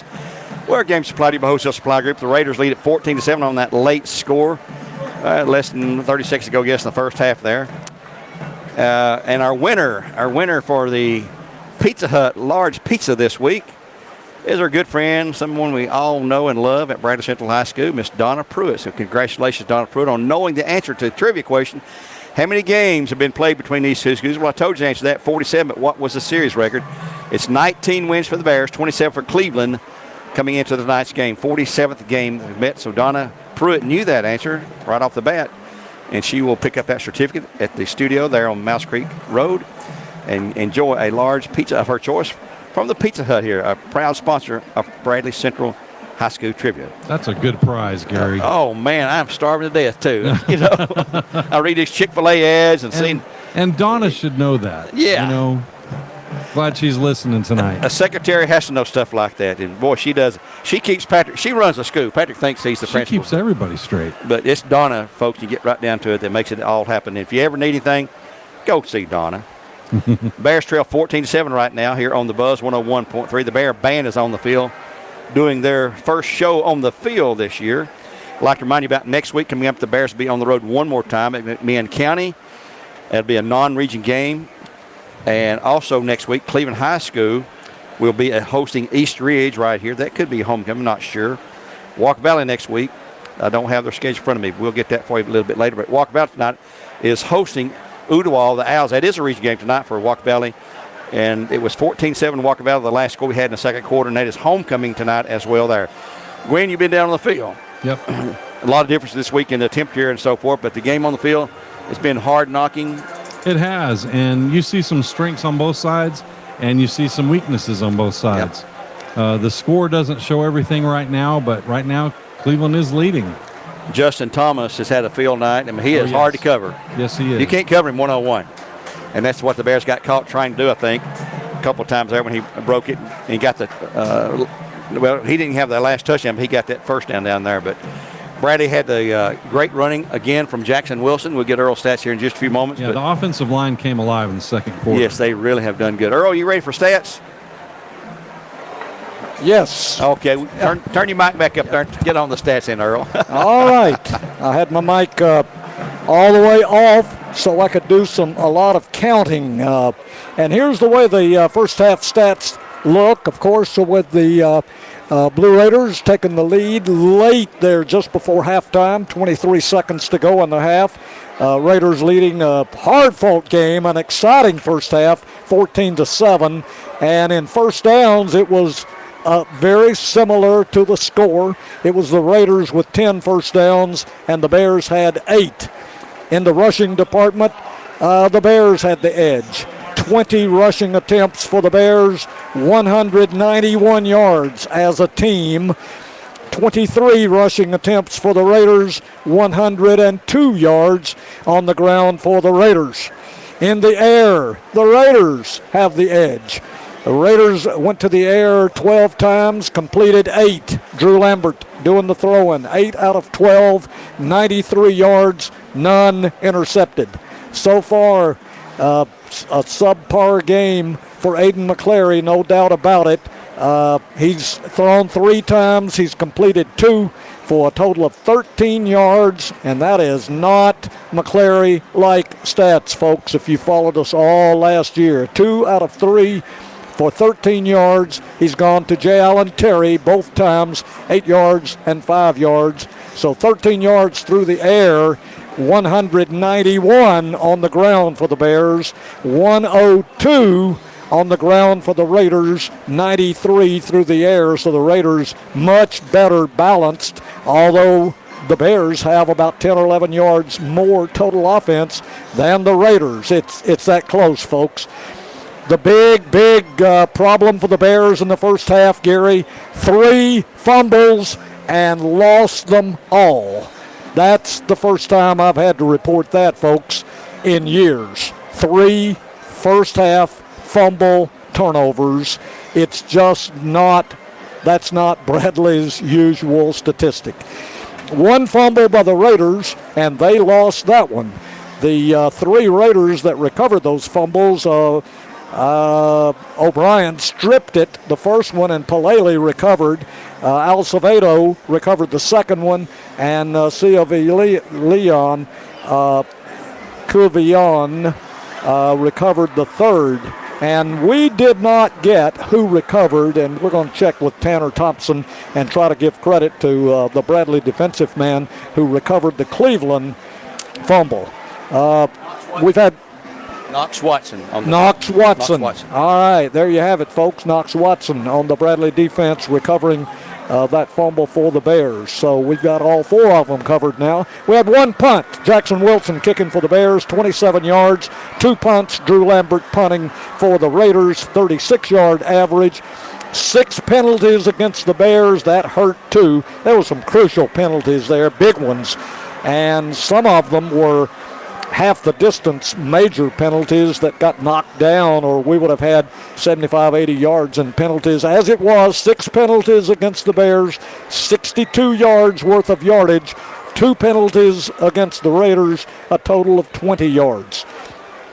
And the scoring was, if you joined us a little late, Tito Boyd scored for the Raiders midway the first quarter as they took advantage of a Bradley fumble. Short field, took it 30 yards in 6 plays, with Tito taking it the last yard for the touchdown. Kick was added by Bennett Smith, and the Raiders were on top at the end of the first quarter, 7-0. However, the Bears would come back at the 4:08 mark of the second period. Jackson Wilson doing the honors. 96-yard drive, 3 plays, and the big play, of course, was Jackson Wilson's 65-yard run that set the touchdown up. Then a penalty on top of that, and 2 plays later, the Bears were on the scoreboard. So, that was at the 4:08 mark. Jackson Wilson taking it the final 7 yards. And the kick was added by Ira Rojas. And we were deadlocked at that point, 7-7. However, the Raiders would come right back on a long drive, eating up the final 3 minutes or 3.5 minutes of the second quarter on a 76-yard drive in 10 plays. And Drew Lambert finding O'Brien in the end zone for the 14-yard pass completion, capping that 76-yard drive. The kick was again added by the youngster Bennett Smith, and that's where we stand right now at halftime. And let me give a couple of individual stats, Gary. Jackson Wilson, last week's player of the game, already has 14 carries for the Bears and 178 yards at halftime. Tito Boyd, of course, is the workhorse for the Raiders. He likewise has carried after carry, 15 carries, so he is the workhorse for the game. 70 yards gained so far for Tito, so he's on the verge of going over the century mark. In receptions, it's been mostly Raiders. Destin Thomas has caught 3 of Lambert's tosses for 31 yards. Micah Jordan has 2 receptions for 13 yards. DJ Adams 1 for 18 yards. And Tate O'Brien checks in with 2 for 31 yards, including the 1 touchdown of 14 yards. Tate's caught 2 of them. Both of Aiden McClary's passes, as I mentioned, have been caught by J. Allen Terry for 13 yards. Gary? Thank you for that. Earl, we're going to take one more break here. We come back with the Elders Ace Hardware scoreboard here at halftime, where the Raiders lead the Bears 14-7. Back in 2 minutes with more live coverage on the Buzz 101.3.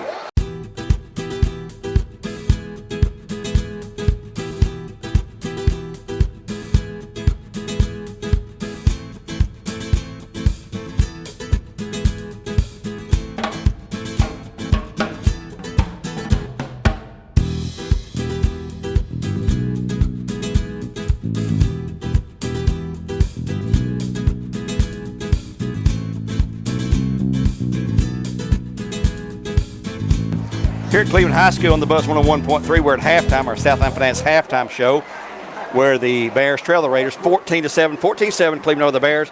Here's some updates on some scores of interest, and there's some interesting scores out there. Walker Valley leads Ooltewah 14-7 in the second quarter at Walker Valley. That is homecoming night. Ray County has just scored to take the lead over McMinn County 14-11, their game at Ray County.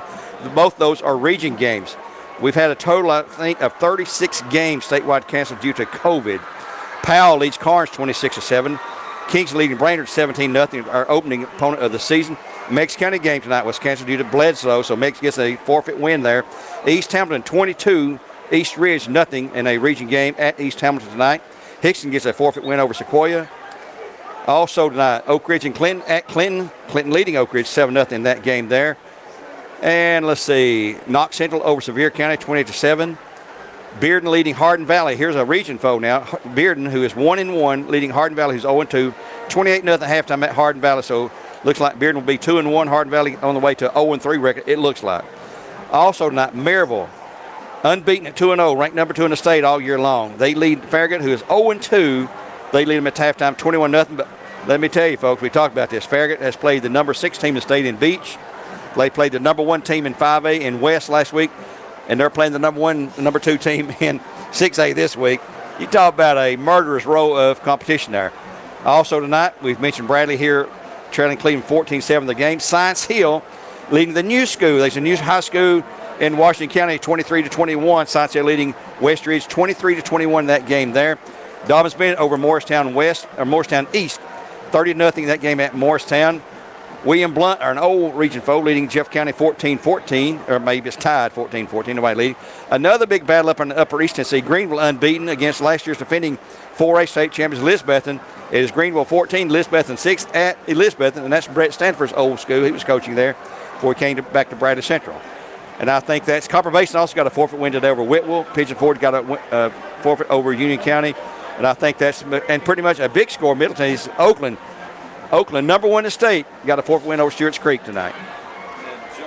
Us an update, Walker Valley 21-7. Well, okay, so they scored again, 21-7. That's probably going to halftime or close to it then. Well, there's a look at our Elders Ace Hardware scoreboard. And let's take one more break, guys. We'll come back and wrap it up here on our Southland Finance halftime show on the Buzz 101.3. We'll be back in 1 minute. 1 minute.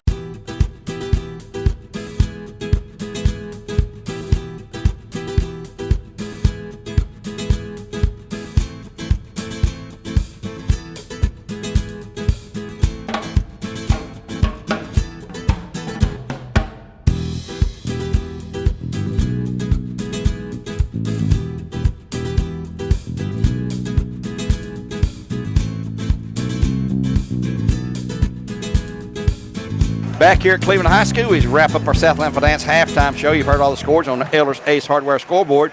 Bears trail 14-7 here in our game here tonight. And Joe Cannon just said Walker Valley has gone up 28-7 over Ooltewah. So they're doing quite well. That's homecoming for them. That's their 3rd straight home game on their new field there. As you mentioned, the Bears will be at McMinn County next week. 4 straight road games, and then we'll finally be home, but we only have 3 home games this year, so that's not good, but hey, it is what it is. Yeah, and I'll tell you another aspect. Win or lose this game in the second half, going back to my basketball coaching days, just hated to play anybody tough the next game after the Cleveland game because we were going to be flat. Well, in football, I don't know if Damon worries about that. Of course, the schedule is what it is. Yeah. But if I were a guessing betting man, I would guess that next week both of these teams will not be as sharp as they normally are. Well, Cleveland have a little better, easier job because they go to East Ridge, who's going to be winless, I believe. The Bears are going to have to go to McMinn County. Out of the frying pan into the fire, so to speak. I mean, going to McMinn is no easy task. I'd like to remind you folks about the Bradley Drama Club. Drama Central present the School of Rock on October the 28th through November the 7th. That's a whole week's worth in the BCHS Fine Arts Center. Stay tuned and follow Drama Central on Twitter at BC Drama Central for all the information. And if you've never seen the presentations by the Bradley Central Drama Group, Drama Central they call it, led by our drama queen, Miss Lindsay Bell, you're missing out, folks. Check it out. Great, great shows there. And I say the School of Rock's going to have a lot of rock music in that. Appreciate Miss Bell reminding us about that. Bears will be receiving here. We start the second half of play here on the Buzz 101.3. They're down 14-7. They had the one drive, a 96-yard drive from their 4-yard line to pay dirt. They fumbled once on their 20 to set up the first Cleveland score. So if they don't give the ball away, Earl, we're tied 7-7. Absolutely. Hey, the fumbles and the penalties. Yeah, penalties, yeah. Two things cost the Bears the lead here in the first half. So we're set to go again. This is Gary Ohm along with Earl Rowan, Gwen Schroyer doing a great job on the sidelines again, keeping us updated on a lot of things down there. And Raiders are lined up ready to kick off one more time. Deep men are Goree and J. Allen Terry, as usual. And it looks like Bennett Smith, he's the kicker, number 4, a junior. And he's set to go. He'll tee it up. J. Allen Terry, Marcus Goree back deep for the Bears. 14-7, Raiders on top. Get ready for the third quarter of play here on the Buzz. 101.3, where all games supplied to you by Wholesale Supply Group. Wholesale Supply been with us many, many years. Basketball, baseball, football, through every season. Bennett says he's ready, or Smith says he's ready. And here comes his kick. It will be a high end over end taken at the to Goree. To 12, 13, 15, trying to get outside to the 20 and drag down at the 16-yard line. He backtracked to the 20. The Bears will take over 1st and 10. At the 16, I believe they'll place it down where it'll be 1st and 10. Dylan Harrod cornered him and wouldn't let him turn the corner. Lockerbie in on the tackle as well. At the 22-yard line. Nope. Correct. 17-yard line. That's 5 yards off there. 1st and 10 for the Bears at their 17, trailing at 14-7. This will be their first snap of the second half of play, and they'll line up probably the same set we've had before with Jackson Wilson in the backfield with quarterback Aiden McCleary, who had his troubles in that first quarter with 3 turnovers. He was stripped from the blind side, so not necessarily Aiden's fault, but that offensive line's got to protect him better. Man in motion is J. Allen Terry. He will take the pitch to the 25. He's got some running room. 30 to the 35 and all the way out to the Bear. Where are they going to mark him at? 30-something. Going to back him up to the 31. That'll be 14 yards, 14-yarder, and a Cleveland Ford first down for the Bears. J. Allen Terry, the freshman, on the jet sweep that time. Lining up, overload to the right side. McCleary hands off to Wilson. He tries to step through there. He's going to have 1, 2, 3, 4, 5, 6, 7 yards out across the 35 to the 37-yard line. Give him 6 yards, second down and 4 to go for the Bears. As Earl mentioned, Wilson 170 yards at first half. He's bringing a load, folks. He is carrying the mail, as they say. Gwen Schroyer back down the sidelines. And here's a stop by the officials. And we get a time or penalty? Timeout. Timeout. By the Blue Raiders. They saw something they didn't like. Blue Raiders take time for Jazikis. And we'll take one here. No, I'll tell you what. We'll keep it here. Gwen, you're down the field there. Yes, sir. 73 degrees. 73 degrees. Feels like fall, guys. Feels like fall. And tonight it's probably only 83 up here, unlike Mark Valley. Right. 173 last week felt like. But Bears be on the road to another rivalry next week at McMinn County, who was trailing Ray County 21-14 at Ray in a region game for them. Walker Valley up to what, 28-7, Earl? Correct. 28-7. They scored 2 late. They scored to go ahead 21-7 then right after that, so they must have had a turnover or something to get another quick touchdown. And I think that was coming up at halftime for their homecoming festivities. The Bears going back on the field after the Raider timeout. So on second down and 6 to go. 4. It will be the Bears at their 37-yard line. They've got to get to the 41. Wilson in the backfield. They'll overload, man in motion again on that jet sweep.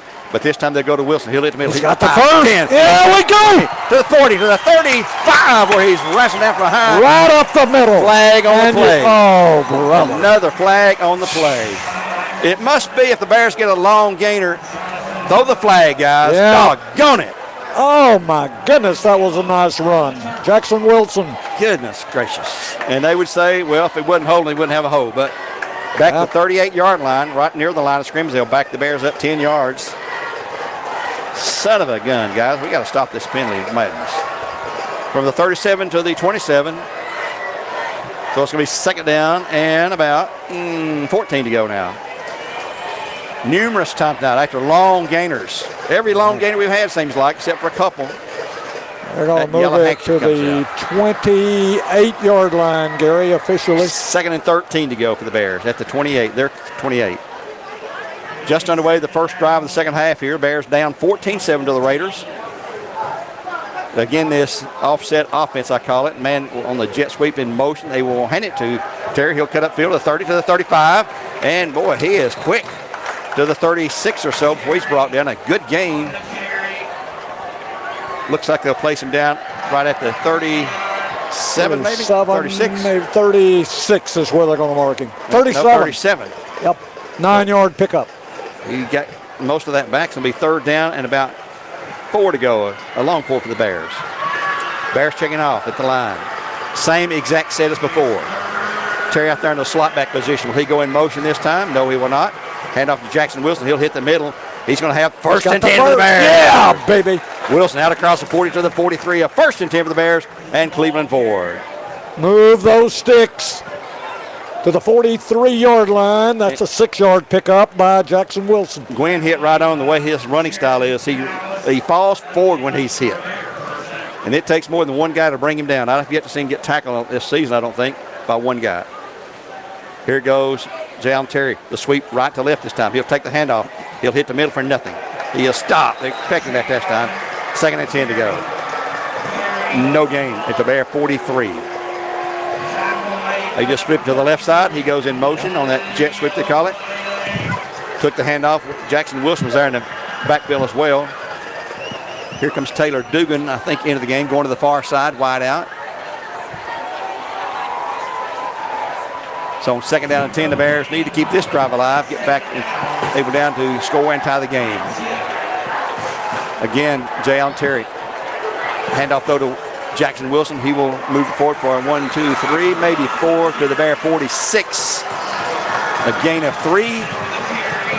3rd down and 7 coming up. Yep, gain of 3. 3rd and 7 coming up for the Bears at their 46. Big play for the Bear offense. Raiders, of course, trying to hold them, get the ball back. They lead at 14-7. First drive of the 3rd quarter. Clock's at 8:58, so the Bears are chewing up some time here. Haven't passed yet. This could be a passing down, though. It normally is a passing situation. 3rd and about 7. Bears will check off once again, and time's going to be called by the Bears. Bears will take a timeout to think things over and possibly try to set up a first down play. Timeout on the field for Suzuki's, and here on the Buzz 101.3, we will take a 1-minute break. Your score, Cleveland 14, the Bears 7, back in 60 seconds.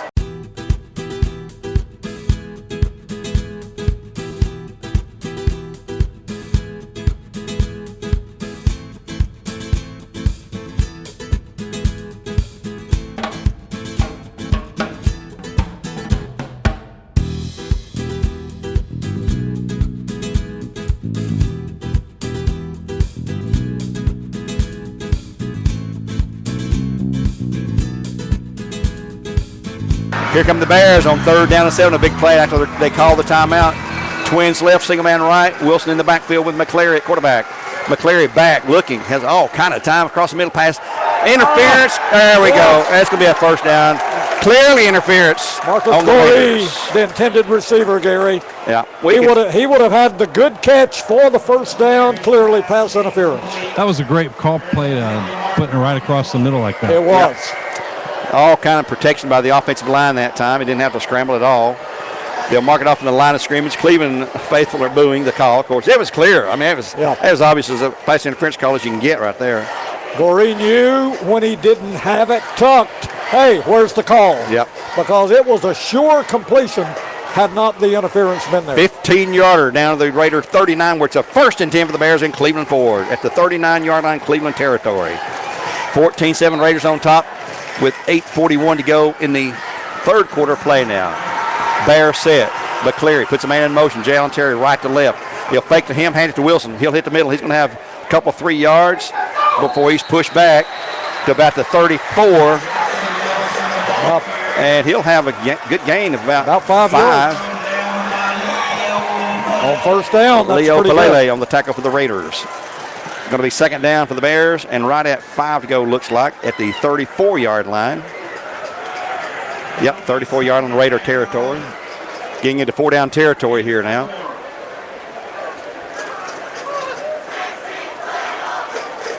Same exact set. They run this same set every play, sometimes on the left side, but mostly from the right. The snap, handoff to Wilson. He'll hit the middle. He'll give a couple yards. He'll spin and go down to the 30. So he's going to pick up about 4. Going to be about a yard shy, maybe a long 2. Mark him at the 31.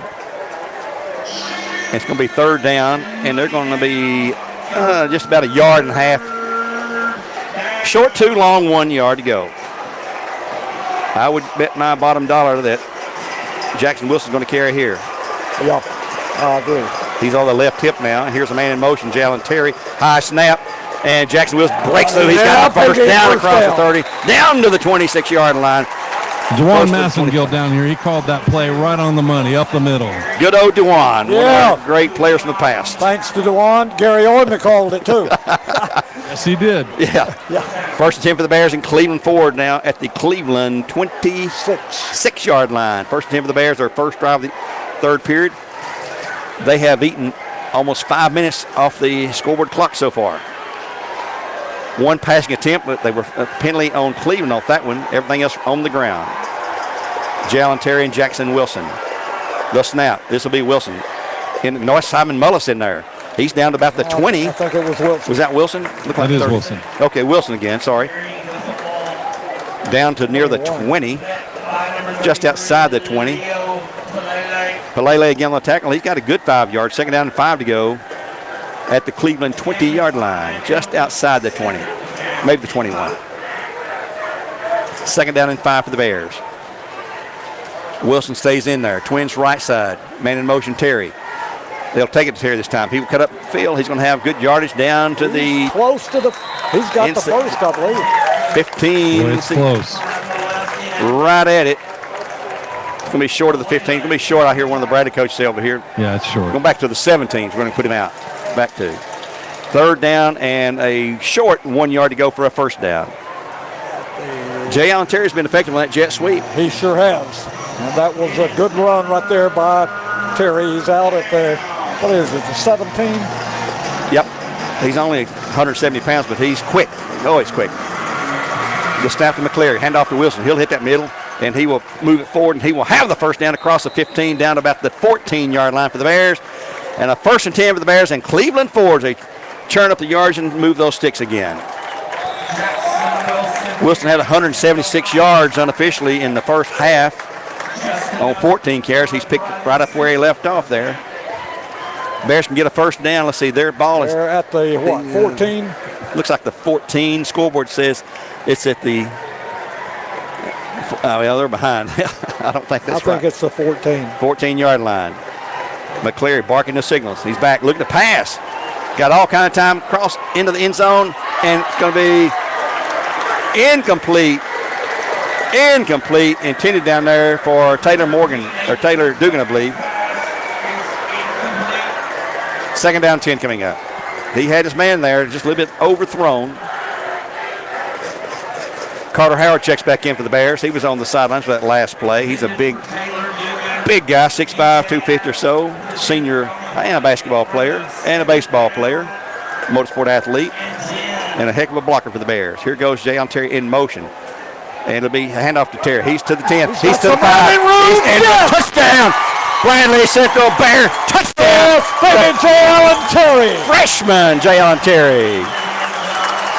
14 yards. And at 5:08, the Bears eat up 7 minutes on that drive, a time-consuming drive. Makes it 14-13 with the extra point attempt coming up for Grant Haney. I believe that's out there this time. He gave Jonathan Hurlis a little love tap walking into the end zone there. Arrow Rojas kicking for the Bears. Arrow Rojas, not Haney. Here's the kick. It is up.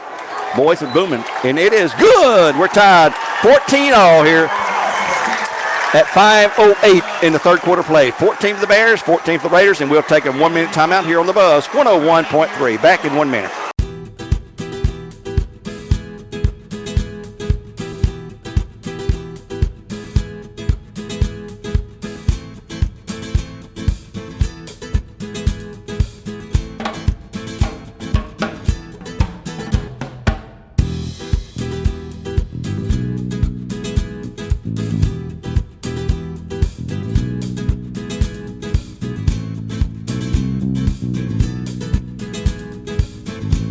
Time back in here, getting ready for the Bear kickoff after a 83-yard march. Earl, give us the stats on that here. Yeah, baby, this what you talk about a drive, 83-yard drive, 15 plays, 6 first downs, and a lot of clock eaten up to tie the ball game.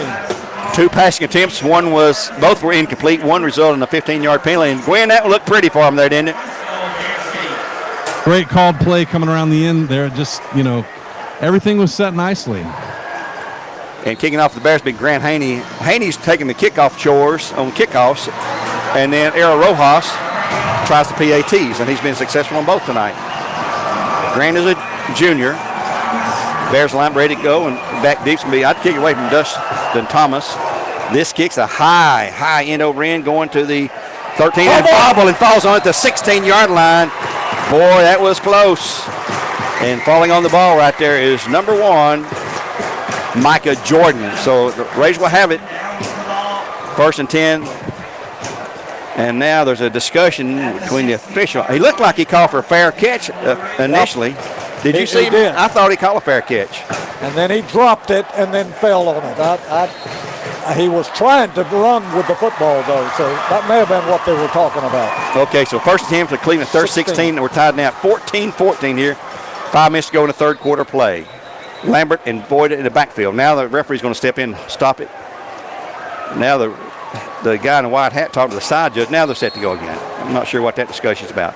But, yeah, I thought he called for a fair catch, but apparently he didn't. Lambert set for the snap. He has it. Passing the flat's going to be complete and thrown down. No, he gets free. That's Thomas. And he is going to be hit in the backfield behind. 7, I believe. And Thomas with the catch. He's going to have right at the first down. Yes, that's Dustin Thomas. Dustin Thomas gets up limping. He was down there trying to do something with his foot. I don't know what's wrong with him, Squint. Can you see? He's stretching, I guess. I don't know. He's going to be slow. 9-yard. Yep, 2nd and 9. He was hit behind the yardsticks, though. He's scrappy. He's a senior, thank goodness. Tito Boyd's a senior, thank goodness. Thomas lines up wide right. And there's looked like a screw up there with everybody. And Boyd on the carry is going to have out for the first down across the 25 to the 20. It looks like everybody on offense is jumping before the snap. Now the official's talking to Thomas saying, "Are you okay?" Tucking his shoulder pad. Oh, okay. 1st and 10 to the 27. A Raider first down. 14-14 our score here in the third quarter with 4:34 in the clock running. Raider set. Lambert hands off to Boyd. Hits the middle. He is hit and dropped. Oh, loss. Go lose. Back to the 26-yard line. Maybe a yard loss or so. Going to be 2nd down. That's right. Tito tried to hit the middle, and boy, they were waiting on him that time. Loss of 1, 2nd down, 11 to go for the Raiders. At their 26, Isaiah Arnold. You heard him on our player interview this week. Bear defense just bearing back now and said, "Hey, we're coming. Stop us if you can." But boy, their passing attack is dangerous, and Tito, their running attack is dangerous. Back to pass, it's going to be a bad pass. Thrown behind Dustin Thomas, incomplete.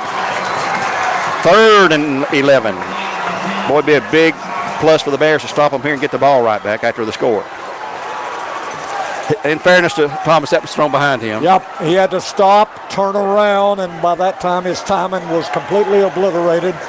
But a 3rd down and 11, this is a huge play for the Bradley defense. He's still limping out there. He didn't go near the line of scrimmage. He's going to shake it off. He's ready to go. 3rd and 11 for the Raiders. Big play at the Bear defense. McCleary with the ball, back, looking, under pressure. He's hit it as he throws. Intercepted! Bears have it. Touchdown!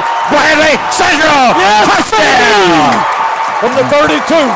Knox Watson. 32 touchdown!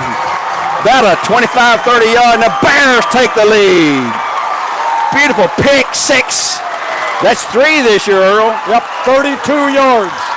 And the Bear faithful are on their feet and celebrating. And Gwen, you saw that, didn't you? Oh, yes, that was pretty. Of course, he got hit before he threw. Just as he was going to throw, it looked like he sort of got swung around a little bit. Knox watching Johnny on the spot, takes to the house for a Bear pick 6 in the lead. So Knox Watson, 1 INT and 1 fumble recovery. Era Rojas PAT is good, and Bears lead 21-19 after a Tennessee Valley Urology touchdown. Back in 30 seconds with a Bear kickoff on the Buzz, 101.3.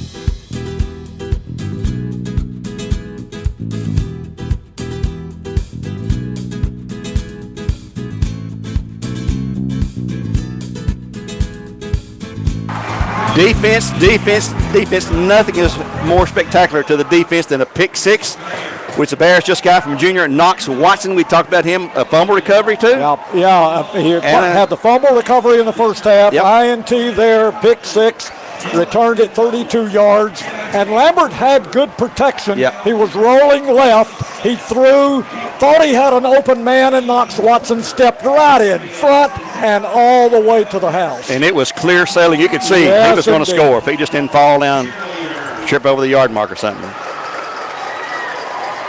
Nothing greater than a pick six. And that's the third of the year for the Bears. They had 2 against Brainerd with Garrell and I believe J. Allen Terry. They get one here tonight in the third quarter. The Bears lead 21-14. And now they play clocks. No, it was the 2 Goree boys. Was it Goree? Yeah. 3:41 to go in the third quarter now. The Bears have scored twice to take the lead at 21-14. Here comes Grant Haney's approach to the ball. And this when there's a line drive kick's going to hit and go out of bounds. It will go out of bounds. So Cleveland have the option to re-kick it or bring it out to the 35. Let's get that straight, Gary. It was Marcus. Yep. It was Marcus Goree and Tito Williams. Yeah, Tito Williams. That's right. Yeah. Got to give Tito credit for that. I knew we were all around it, but that's why you keep the book. That's right. Cleveland will take over first down at their own 35, now trailing 21-14 for the first time in the game here at Raider Field. Walker Valley was up 28-7 over Udawal at Walker Valley, the last score we had, and I think it was halftime score. We'll run through Elders Ace Hardware scoreboard for you again in our Jinx Daily postgame show. So Lambert's got 2 backs with him in the backfield now. And he will hand off to Adams, and he's hit and drops. Oh, boy, that defense. The defense has come to play here in the third quarter. That's going to be DJ Adams on the carry and had his feet cut out from under him. No gain. Yeah, no game, 2nd and 10 to go. If the Bears could hold them here, Gwen. Oh, yeah. And turn it around and drive down the field, eat up some more clock, be huge. Defense right now is just rock solid for the Bears. Don't let me down, boys. Lambert said this will be a passing play for sure, we think. Yep, he's going to fake and roll out left. He's going to be chased. He's going to be chased, and he's going to reverse field. He's going to throw it away, and it's going to be caught. Caught or incomplete? Caught. I think he's going to lose yardage, though. Looks like he caught it. Yeah, he sure did, but they're going to lose yardage back to the 34. It's going to be third down now and 11 to go. So -1 on the passing play, complete passing play. They'll lose a yard. Yeah, you don't see many lost yards on passing plays. It's 3rd and 11 now. Big play right here for both teams. Cleveland offense, Bradley defense. Bears up 21-14. Clock is reading 2:35 here in the third period. Lambert with twins right side, ready to go. The snap, he's back looking. He's rushed. He's going to throw it long way down the field, overthrown past everybody. It's going to be 4th down. He's got an arm, folks. He's a good athlete, no doubt about it, and a great kid from everything we've heard about him. And Earl, you know the mom and the dad and the family and all that. Know them both. He comes from a really good family. A lot of connections here to the Bradley side of the field. So back to punt will be Lambert, who is a rugby-style kicker. He takes it from just a short drop back, about 7 yards. He's got a player behind him, so they're going to punt to the Bears. We do have a guy back. Looks like Taylor Dugan back deep for the Bears. Now a play is going to be signaled in. So why would you signal a play in on a punt situation where it's 4th and 11? Here's the snap. Here's the punt. And it's going to be a short punt. And it's going to take it out of bounds at the Bear 43. A great field position for the Bears at their 43-yard line. We'll take a timeout here on on the Buzz 101.3, and we'll return with the Bears' first play in 30 seconds. That's 30 seconds on Buzz 101.3.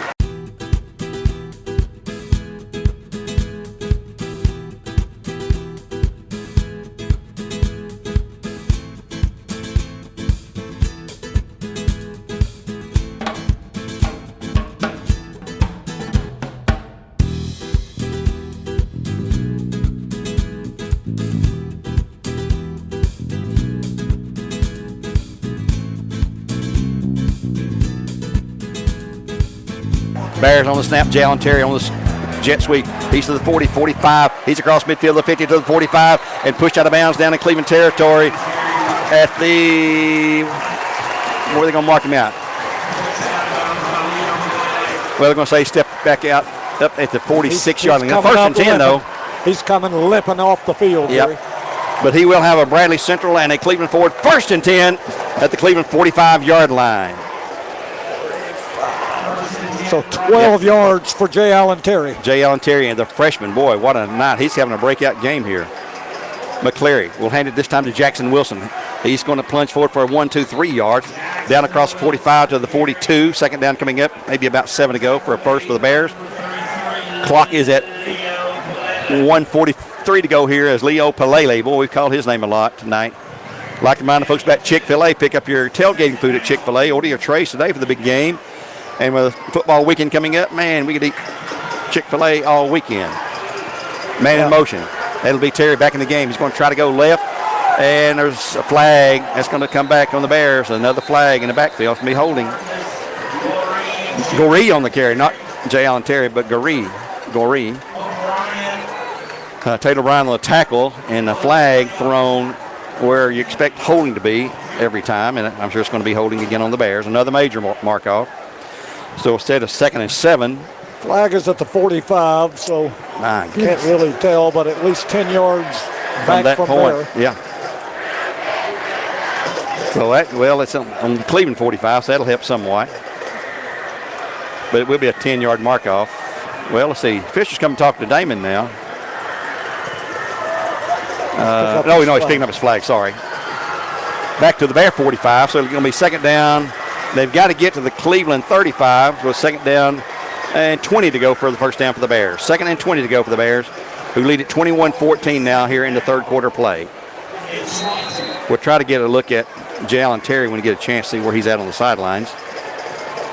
The snap, handoff this time to Wilson, and he's going to be hit, and he will actually lose a yard, I believe. He's going to lose a yard. That is rare right there. Yep. Terry was getting some stretching out there by the therapist. He's up walking around now. Okay. Third down, 11 to go for the Bears at their 44 now. They lose 1 yard on the play. Well, here's a passing down, you would think. Yep. But we're not coaches. We'll see what the Bears have in mind here. Clock's at 44 seconds now in the third. The Bears have chewed up almost the entire third quarter on the clock. You got to have some sort of pass here. Yeah. Twins out wide right. McCleary fakes the handoff, play action, drops back. He's got all kind of time. Now it's going to be rushed, and he's going to be missing and going to be swung down way back downfield to 32. Huge loss of about 10 yards, 11 yards, 12 yards. Up to the 32. 44 to the 32, a 12-yard loss on the sack. He could not get away. And I'll tell you, that right there showed me Aiden does not have his normal mobility. He's still nursing that injured ankle, Yep. The leg from 2 weeks ago, and boy, it was glaring right there. I think you nailed it. I think that's what it was. Into the fourth quarter, with the Bears lead 21-14 here on the Buzz 101.3. They'll flip the end of the field, and then we come back. Jackson Wilson will drop back to punt for the Bears, with the Bears up 21-14. Back in 1 minute with more live coverage on the Buzz 101.3, where games are supplied to you by Wholesale Supply Group.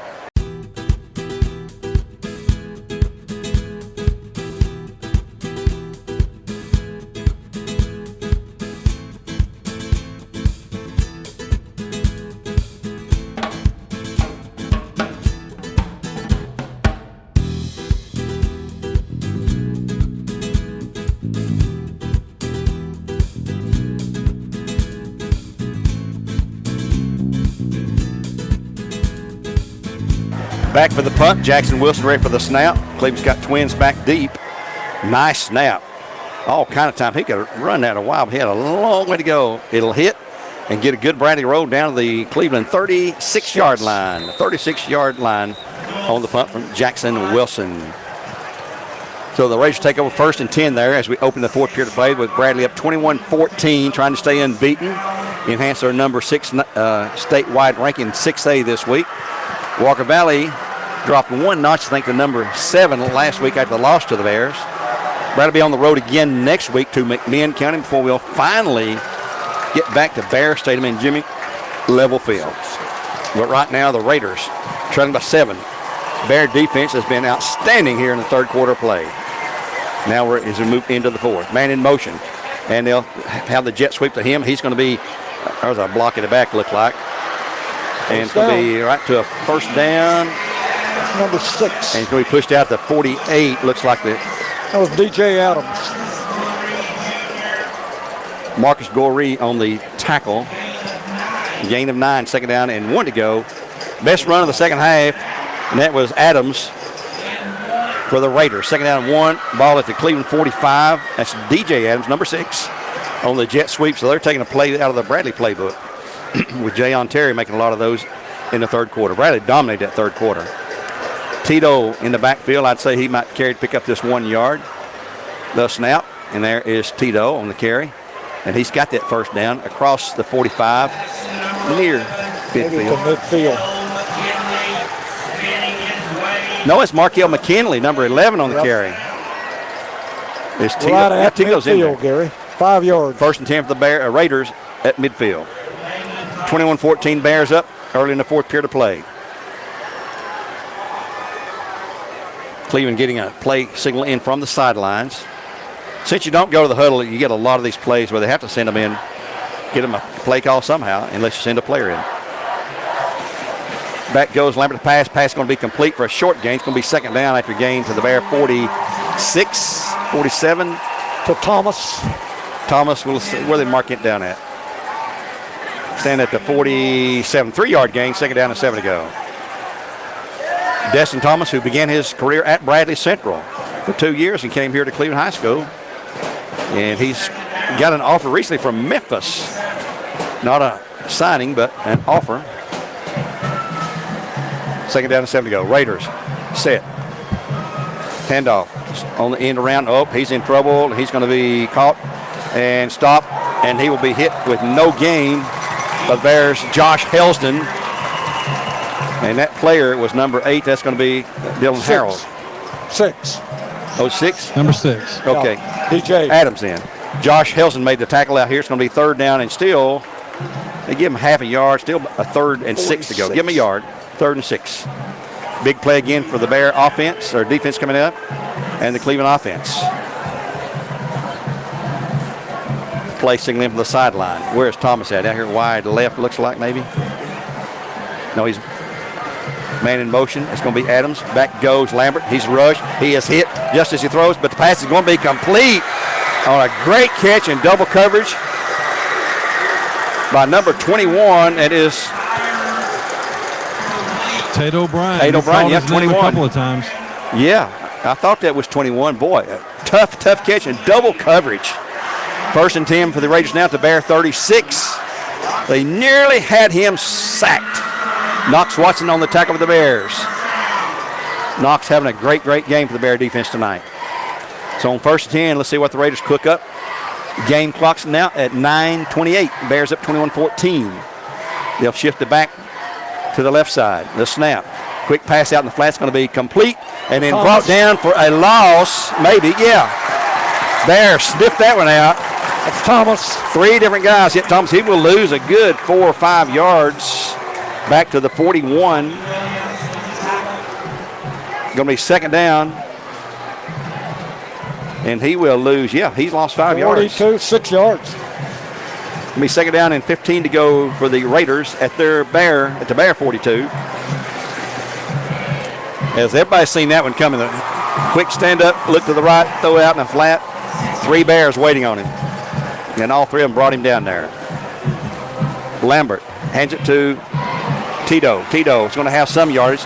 back to the original line of scrimmage. It's going to be third down, about 10 to go after he crosses the 40 down to the 37. Third down. And Tito, who's had a good game tonight for the Raiders, no doubt about it. He's an outstanding running back. I hope he gets to play in college. Not sure what the situation is there, if he's had offers. Well, he's back to 38, so still 3rd and 12 to go. He picked up 4. I thought he got more than that. 3rd and 12 to go. Big play again, as we said. The last big play went to Tate O'Brien in double coverage, and he caught a big pass for first down. The snap. Lambert back, looking. Got all kind of time. Now he's going to be hit, and he's going to be intercepted for the Bears to the 50, 45, 40, 35, 30, 20, 15, 10. Touchdown, Bradley Central. Holy smoke. We'll get a number for you here in a second. Landon Price.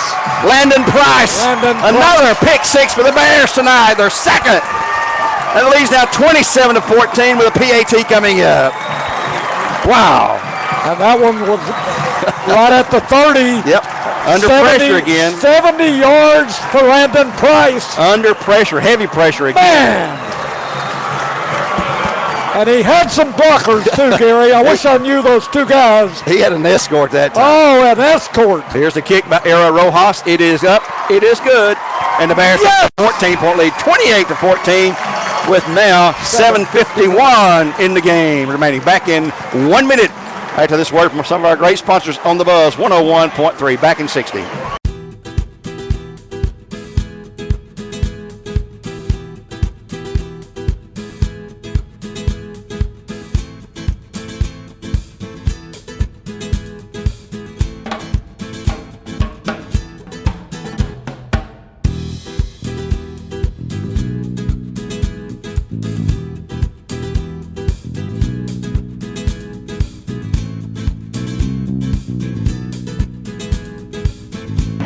Back here at Raider Field, there's a happy bunch of Bradley folks below us after another pick 6 here in the game. That's 2. Landon Price and Earl, It went 63 yards. I went next door to ask Joe, so we'd be together. I knew it was around 65 to 70.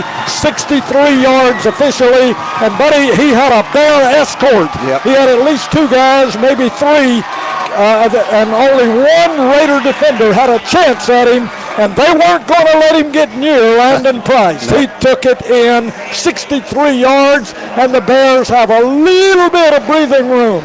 I was looking back downfield for flags, and I didn't see anything. Not a one. Yeah. Here comes Grant Haney's approach. His kick. It's a little pooch kick. It's going to go and be fair call at the 25-yard line where Cleveland will take over. So good move for the Bears on the kick. Grant Haney placed it perfectly at the 25. A high kick. They had to fair catch it. And the Rays take over now at their 25, first 10, trailing now 14 points at 28-14 with 7:50 to go. And folks, if you're listening around the world on our World Wide Web, on the network, I'm sorry you're not here. You're missing a relic. Really. But we're getting excited for you. Oh, a little bit. That's okay. Earl, we're at the age we can get excited. Nobody can say anything about it. That's the truth. That's right. We've earned it.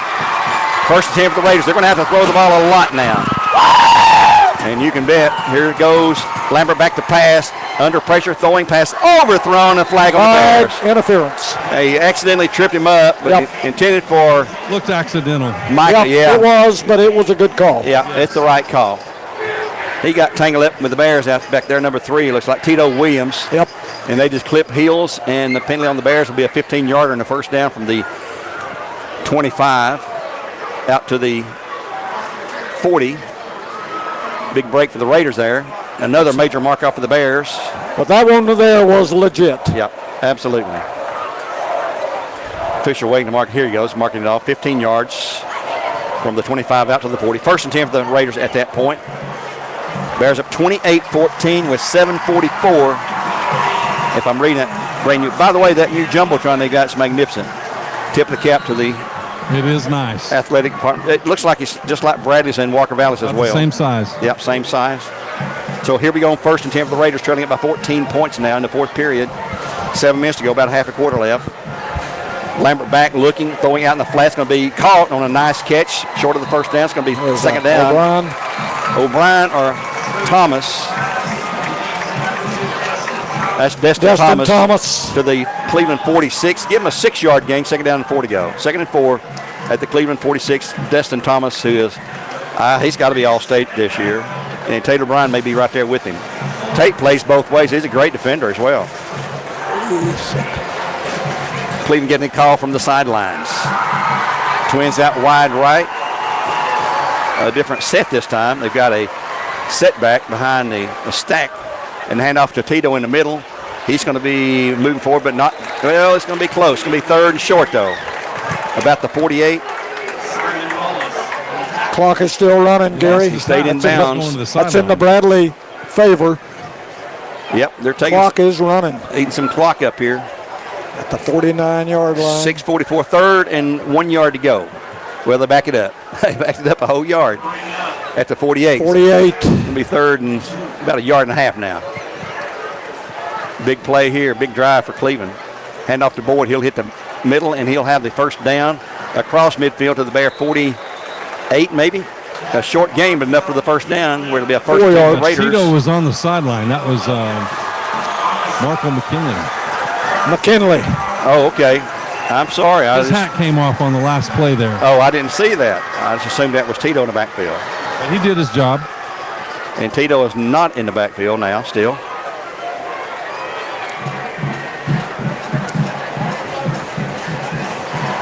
Lambert takes a snap, dropping back. Going to be pushed and hit and sack! And fumble! Is he down? No, I think he's down. He's down. Back to 47, a huge loss. And that sack was by who, Gwen? Did you get the numbers? I did not. 43, 42, and Lambert right there. Lambert gets up limping severely. He was slammed. At the 47. 43 for the Bears. That's going to be a 5-yard loss. Is Trey Brown 43 for the Bears, if that's the number we saw, or Josh Helsden 42. Helsden 42. And Lambert's being helped off the field. He's not putting his left foot down on the field. That's not good.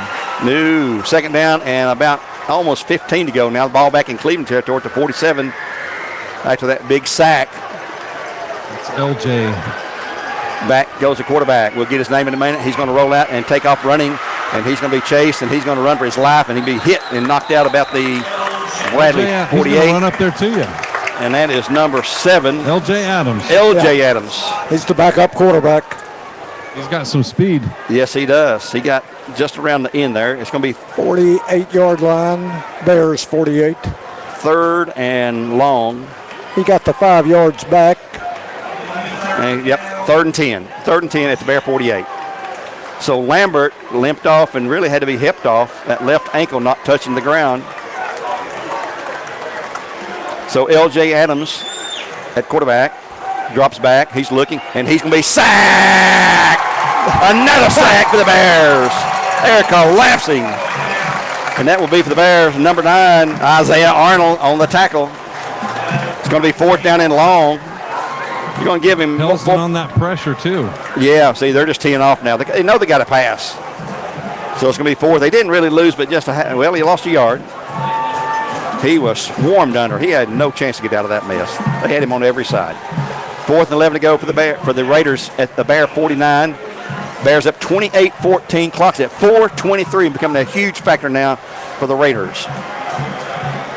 Back goes Adams, throwing long down the field. Ball is going to be incomplete. It's fourth down. That was a great play. Boy, I think that was Corey defending. Destin Thomas and 2 defenders for the Bears. Looks like the Bears number 5, 8, Mason Goree. I think that was Marcus and Mason both. Yeah. Mason and Marcus Goree double teamed, and the player is still down. Yeah, the Bears have a player down. Yep, that's the Bear that's down there. I think that's a Cleveland. No, that's a Cleveland player. Cleveland? Yeah, it's the receiver. That may be Thomas. Yeah, that's right where that's Thomas. Nope, not Thomas. Yes, Thomas, number 2. Thomas. That's Thomas, number 2. Well, and he's working. He's he may down. have a cramp. Yep, got a cramp. I'll tell you what, Morgan, while they're trying to get the cramp straightened out, let's take a break here for Tzatziki's on the Buzz 101.3 and be back in 1 minute. 1 minute.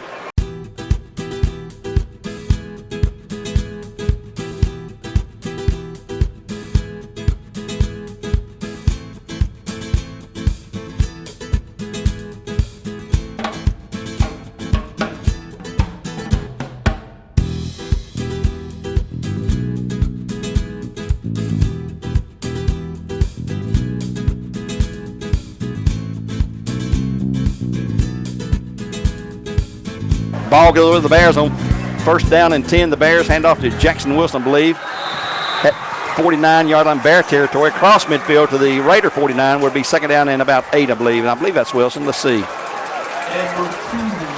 Yeah, that's Wilson on the carry.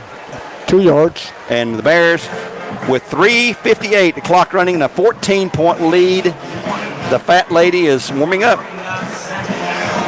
Yeah, you know what the game plan you is saw a fat now. lady down here? I'm not talking about fat ladies. Oh. Hey, let me put it, if this were a political race and was watching it on TV, we could get ready to make the call. Yep. They can make the call. Second down and 9 for the Bears. They're going to lead that play clock right down to the final second. Jalen Terry in motion. He will take the hand. Oh! It ain't over yet, and Cleveland to get it. Nope, the Bears got it back. Got it back. Boy, that was close. Man, let's not do that, guys. Let's just keep it running. That's Jalen Terry. Fumbled it, recovered his own fumble. Run it straight ahead, guys. No, let's give it to Jackson Wilson. Yeah, and just go up the middle. No end rounds.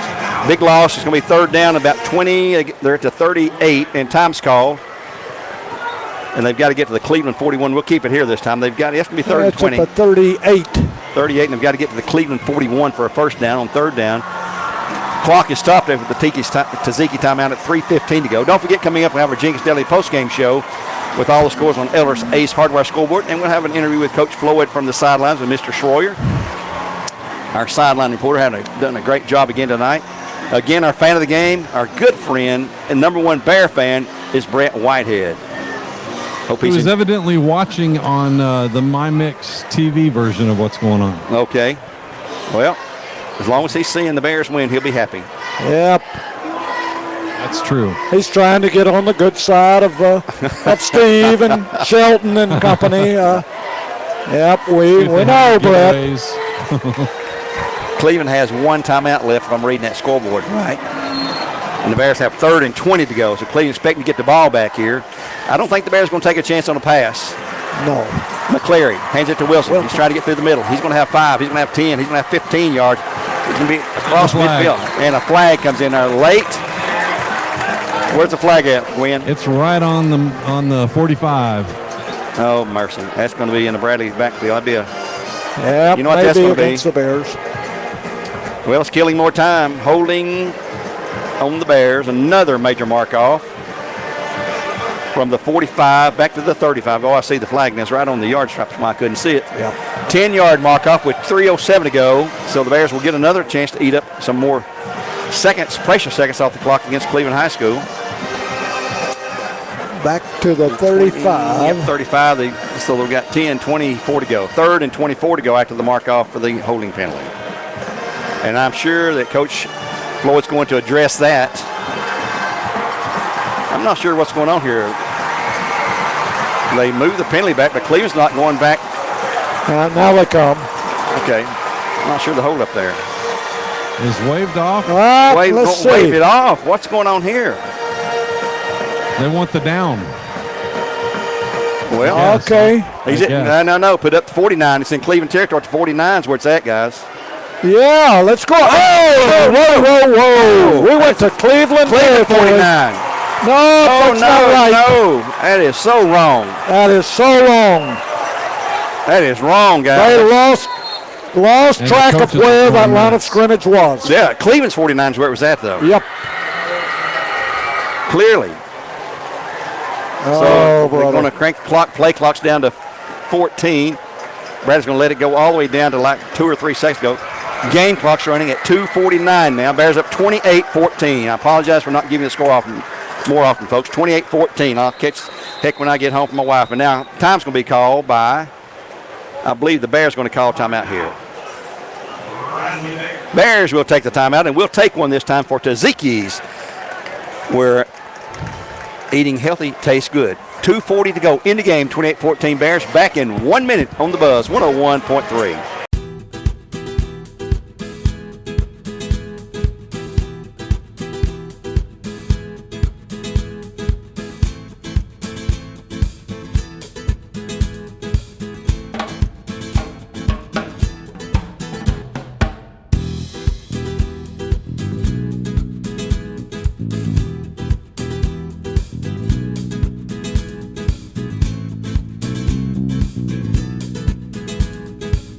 Jackson Wilson just boomed a punt from the Bear 49, which was the wrong spot, down to the Cleveland 19. So that's going to be 32-yard punt.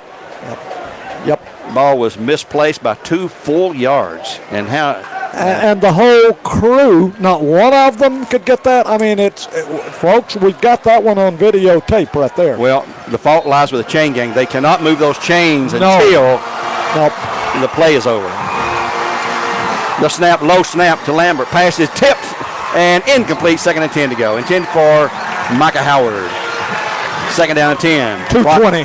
Clock stops at 2:20. The Bears up 28-14 here on the Buzz. Bears look for their 3rd consecutive road win and another road game next Friday at McMinn County. Bradley subbing in some younger players right now. Isaiah Arnold out of the game. He's had a heck of a game tonight, too. There's the whole defense. You could name the whole defense. Yep, they've played so well. Cleveland set to go. 2nd down and 10. That's going to be the backup back. He's going to be chased. L.J. Adams. L.J. running for his life, and he can be just touched and pushed out of bounds. Back at the 2:12 to go. Where's he at? 19-yard line. Knox Watson again. He gains nothing. 3rd down now. 3rd and 10. Had an incomplete pass, and now it's 3rd and 10. Cleveland quickly to the line. Clock not running of the incomplete pass. Play clock's at 25. Bears up 28-14, trying to win their 3rd straight. 2:12 to go in the game. Long time to get the play in from the sidelines. L.J. Adams, the quarterback, as Lambert went out injured. Tito Boyd in the backfield. Lambert back looking in a flat. It's going to be complete, and that's going to be a 1st down as it's caught by Micah Jordan. 1st attempt, the Raiders out to their 40, right at the 40-yard line. 1st and 10 Raiders. And Knox Watson again with a tackle there. So the Raiders have it at their 40, down by 14 with 2:06 in the game. Bears need another pick here. You know they're going to throw it. It wouldn't hurt to get a 3rd interception. Bears have had 2 pick 6 tonight, one of 63 yards and one of 30-something. Yeah, where is Marcus Gorey? It's his pick. Yeah. 32. That goes Adams, pass out in the flat. It's going to be complete, and a good tackle for the Bears. 32, and it's going to be Simon Mullis on the tackle. Adams pass complete for a gain of 8. They're at the Cleveland 48, 2nd down and 2 to go. Stayed in bounds too. The clock is running. Quickly back goes Adams, a pass, looking, trying to go long. He's going to be rushed and run out of bounds again, and he's going to be hit right at the sidelines, and it's going to be stopping the clock. Knox Watson on the tackle for the Bears. And let's see, a gain of 1, 3rd down and 1 coming up. Clock stopped at 1:38 in the game. Bears with a 14-point lead. Cleveland has 1 timeout remaining, I believe. So they're in a desperate mode right here. Bears on the road to the Cherokees on McMinn next week, and then finally back home for our brand new, sparkling new gem of a field. Adams passing in flat, going to be complete. He'll have the 1st down. That's going to be to Micah Jordan, down to the Bear 42. Adams looks pretty good at quarterback. He is a sophomore, so he may be the heir apparent to Lambert, but Lambert's just a junior, though. Watson again on the tackle. He is in on every play defensively. Here's a pass. The flat's going to be complete. And a one-on-one. He's going to shake free from one guy and then brought down for a short gain. Well, he breaks free, though. Still going, and he's going to be Justin Thomas. I believe he's going to have a right at a 1st down. Out of bounds at the 32 in Bear territory. Landon Price, another great defensive game from Landon tonight. Okay. Not going to be a 1st down. It's going to be, they signal 1st down now. It is a 1st down for the Raiders. Ball at the Bradley 32. Game clock at 1:14 in the game. Bears up 28-14. 2 pick 6 here in this game for the Bears again. They had 2 against Brainerd. Back goes Adams a pass this time. He's going to have to roll out and run for his life. He'll scramble and just step out of bounds. No gain. Going to be 2nd down. Clock did stop, though. 1:09 to go. Took 5 seconds to go. He Second and definitely 10 knows coming how up. to use that clock, doesn't he? Yeah. He's fast, too. And don't have any idea what happened to Lambert, except we know it's his left leg, either his knee or his ankle. Probably his ankle, what he was favoring it getting up. I hope to goodness he's not injured badly. Hate to see anybody get hurt, period.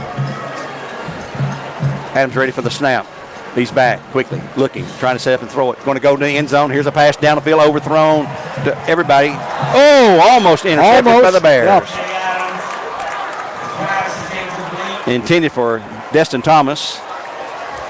Broken up by the Bears. It's going to be 3rd and 10. He actually lost you on that last play. See now. It's going to be 3rd and 11 to go, I think actually. that was his brother he was trying to throw to there. Oh, was it? Yeah. DJ? Yeah. Okay. Well, I'll tell you one thing, that Dustin's taking a beating tonight. And he is an outstanding receiver. No doubt about it. He'll play ball in college next year. So here we go on 3rd down, 11 to go for the Raiders. That took about 5 or 6 seconds as well on that play. The snap, Adams back, looking, and they got him for motion that time. Blew the play dead. It'll be a 5-yard mark off against the Raiders. 59 seconds to go. 1 tick under a minute to go in this game. 5-yard mark off coming up against the Raiders. And Earl, you have to say, after that first quarter, Bear defense said, Bear defense. we're here to play ball. And you correct, I don't know if you said this on the air, but Coach Floyd made some adjustments in the 3rd quarter, and our defense really, really came alive. And you talk about playing, man, strong defensive effort in the second half. We might let him keep that defensive coordinator position. Yeah, we might renegotiate his contract. 3rd and 15, 3rd and 16 to go now for the Raiders after the mark off. Adams back again, looking, has to roll out. He's got under pressure and pass out in the flat. It's going to be almost intercepted. Intended for number 11. That is Markel McKinley. Boy, there's 3 Bears there. And they all 3 had the position. That ball was tipped into the air, wasn't it, Gwen? It was. 3 Bears had their tip fingers on it. So here's the last gasp effort for the Raiders on 4th down and 16 to go with the Bear 33. The game clock with only 54 ticks to go. Bears up 28-14 here in the region game. Now, it's a region game. Maryville's winning big in their game. And this beating Farragut. Time's going to be called by the Raiders, I believe. Coach Wheeler says, give me a timeout. I think that's their last. We'll take one for Taziki's and be back in 1 minute on the Buzz 101.3, where games are supplied to you by Hosa Supply Group. Back in 60.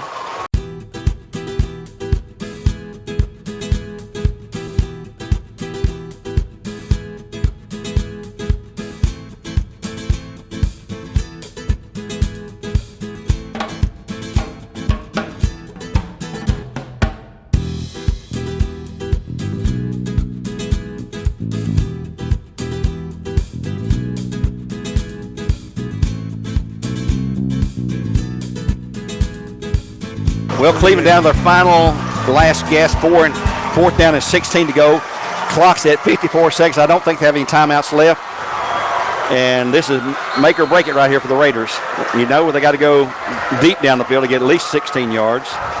Adams, a substitute quarterback in there for Lambert, who was injured in this period. Back goes Adams, a pass. He's going to be swamped. Sacked again. That's going to be Blake Johnson for the Bears, number 11. And I believe Josh Helsden, Blake Johnson, and let's not Helsden. Let's see who that is. Don Jones. Yes, Don Jones. Don Jones. And it'll be the Bears taking over at the helm. Once again, the defense. 48. The mighty defense. 10-yard loss. And it's taking over for the Bears at the Bear 48, and the Bradley crowd is jubilant. And the clock now with 39 seconds to go, and the Bears will run a couple of plays. Cleveland can't stop the clock. I guess 2 plays from victory. They'll probably go in a victory formation, not take a risk on a handoff. We'll have a post-game interview with Coach Damon Floyd from the field at the conclusion of this big game, a region opener for both teams. Bears looking to go 3-0, and they are under center in victory formation, we call this. Take the snap, hold the ball, kneel down. Cleveland can't stop it. Clock's running. 35 seconds and running. They'll have one more play. No, that's it. That's it. Because 35 seconds your out. ball game. That's going to be the final play of the game. As the team's mass officials are waiting. I see the play clock's at 26, but it's just right with play clock. Yep. And the Bears saying this game is over. Cleveland High School is waiting to see if they're going to try to run the play. I don't think they will. No. 7 seconds. 6. That's 5. it. 3, 2, 1. It's over. The Bears have won it. 28-14, the final score here. And a very happy bunch of Bear players, coaches, staff, administration, and man, a buku of fans here tonight for the Bears win 28-14 over the Raiders. They'll go to 3-0. Cleveland will drop to 2-1 and 0-1 in the region. The Bears will be 1-0 in the region. And the teams are at midfield. Last year we couldn't even shake hands because of that silly COVID. This year we have pre-game or post-game handshakes no matter the outcome. And the Bears have pulled off the big win after being down 7-0. They roared back on the strength and the backbone of that defense. And Gwen, I don't know what more you can have the defense do. I think they told them exactly what they wanted them to do, and they were good at executing it. Yeah, they sure did. We're going to take another break here. We'll come back to the Jenkins Deli postgame show. We'll look at our Elders Ace Hardware scoreboard, look at Earl's stats, and have an interview with Coach Damon Floyd. He's got to be happy and jubilant about this win tonight. Back, though, in 2 minutes on the Buzz, 101.3, where all games are supplied to you by Wholesale Supply Group.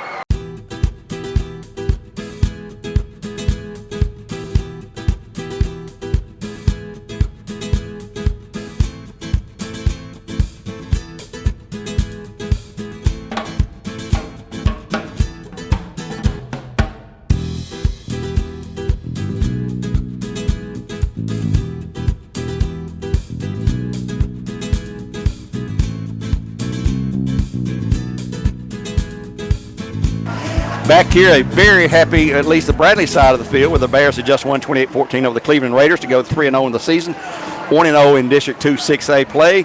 Cleveland will be now 2-1 overall and 0-1 in District 2 6A play. We'll have Coach Damon Floyd in just a moment, but before we do, we'd like to thank all of our fans here tonight.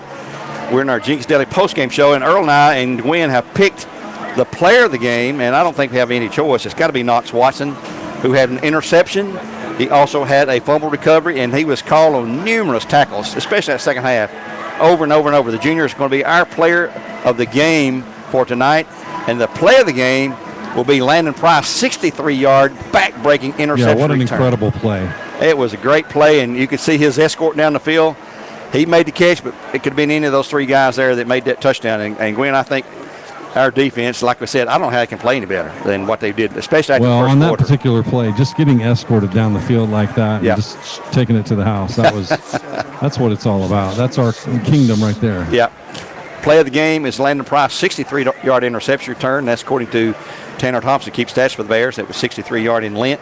And our player of the game is Knox Washington. We don't have defensive stats, but he had a ton of tackles and an interception and a fumble recovery as well. And he was one of those guys rushing the quarterback for Cleveland. And we hope Lambert is okay to go next week. They take on East Ridge here at Raider Field. And the Bears will be on the road again to McMinn County, and then we'll be home for Hardin Valley, the Hawks, in another Region 2 6A matchup. And they were losing pretty good tonight in their game.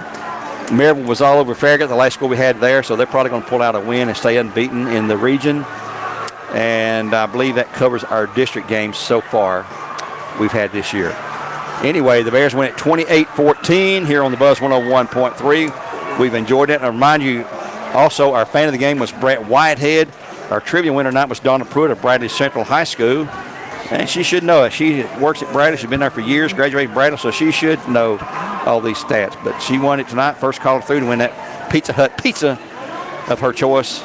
As the Bear team, which I love, they ran over to the stands to honor their their fans are here, and the Bear Nation is now on the field.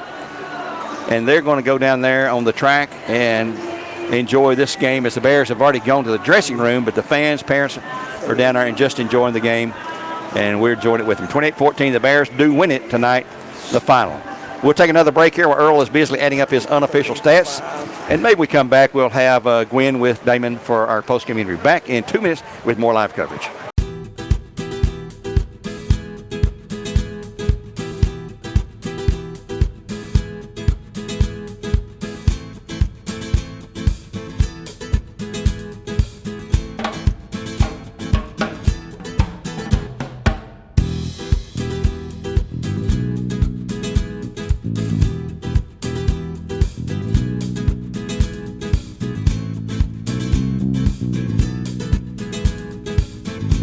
back here at Raider Field, a very happy band of Bradley fans, team, coaches, and players on the field, being joined now by Damon Floyd. And Damon, congratulations on a big win, a region win on the road for the third week in a row, and also your 7th straight over the Raiders, and it was a battle tonight. Congratulations on the win. Your 3rd in a row to start the year, all on the road. This is a 7th straight over the Cleveland High School, and a region win on top of that. It was a tough, hard-fought battle from both sides. Yeah, I mean, I don't know what the deal is with us coming out like we're coming out in the first half, but I mean, if we keep bowing our back, I guess that's okay. But we just got to come out better. We're putting ourselves in bad situations, but you can't get enough credit to our kids of just continuously to fight. You know, our offensive line once again played well. Jay Allen, Terry, and Jackson would put it on their shoulders. We just got to try to get Aiden healthy at this point. It's just not 100%. But so offensively, that was the game plan, and fortunately it worked. And then defensively, you know, we got a little pressure and got them behind the chains. And then obviously just huge momentum swings. And can't say enough about the goal line stand in the first half. Oh, yeah, that was maybe a momentum turner there. Then the 2 pick six. I mean, good grief. That's 4 pick six we've had in 3 games. And we named Knox Watson our player of the game for an interception and a fumble recovery, and called numerous times on defensive plays there, especially in the second half. And incredible game there. But, boy, all your guys, Landon Price with a 63-yard interception return, and all those guys on defense seemed to come to play tonight. And something happened there after the first quarter and said, this game is ours, guys. And they took it to them, I thought. Yeah, I mean, you know, I think we obviously had to dig deep. And good things happen when you just continue to fight. We continued to fight. And, I mean, heck, anybody that if you missed the game, you don't need to listen to me on the radio. I mean, it's self-explanatory. Yeah. You just can't say enough about our guts. Just pleased to be happy, you know, pleased to be 3-0 at this point. It's hard to do, and our guys deserve a lot of credit. You know, there's a lot of talk this past 2 weeks. It's been a long stretch. Yep. So, we're happy to get the win. We're happy to get the win. Take a deep breath and relax for a few minutes before you go home and start thinking about McMinn County, because that's going to be another tough road game up there against them next week before we finally get home. But congratulations. We'll let you go. I know you want to get to the dressing room to celebrate with your team and your fans, your wife and Claire and all of them down there, but we'll let you go. Thanks again, and congratulations on your win, Damon. Thanks, Gary. Appreciate you guys. And Bear Nation, thank you. Yes, sir. They turned out again tonight. That's Gwen, Damon Floyd down there on the sidelines in our post-game interview there for the Bears as they win it 28-14 with some tremendous defensive play, especially after the first quarter and a half or so there. Again, 28-14, the Bears win it. We will take another break here, and we come back. Earl is busily trying to add up some stats, and we'll take a 2-minute timeout here on Jenkins Deli post-game show, and we'll be back in just a couple of moments.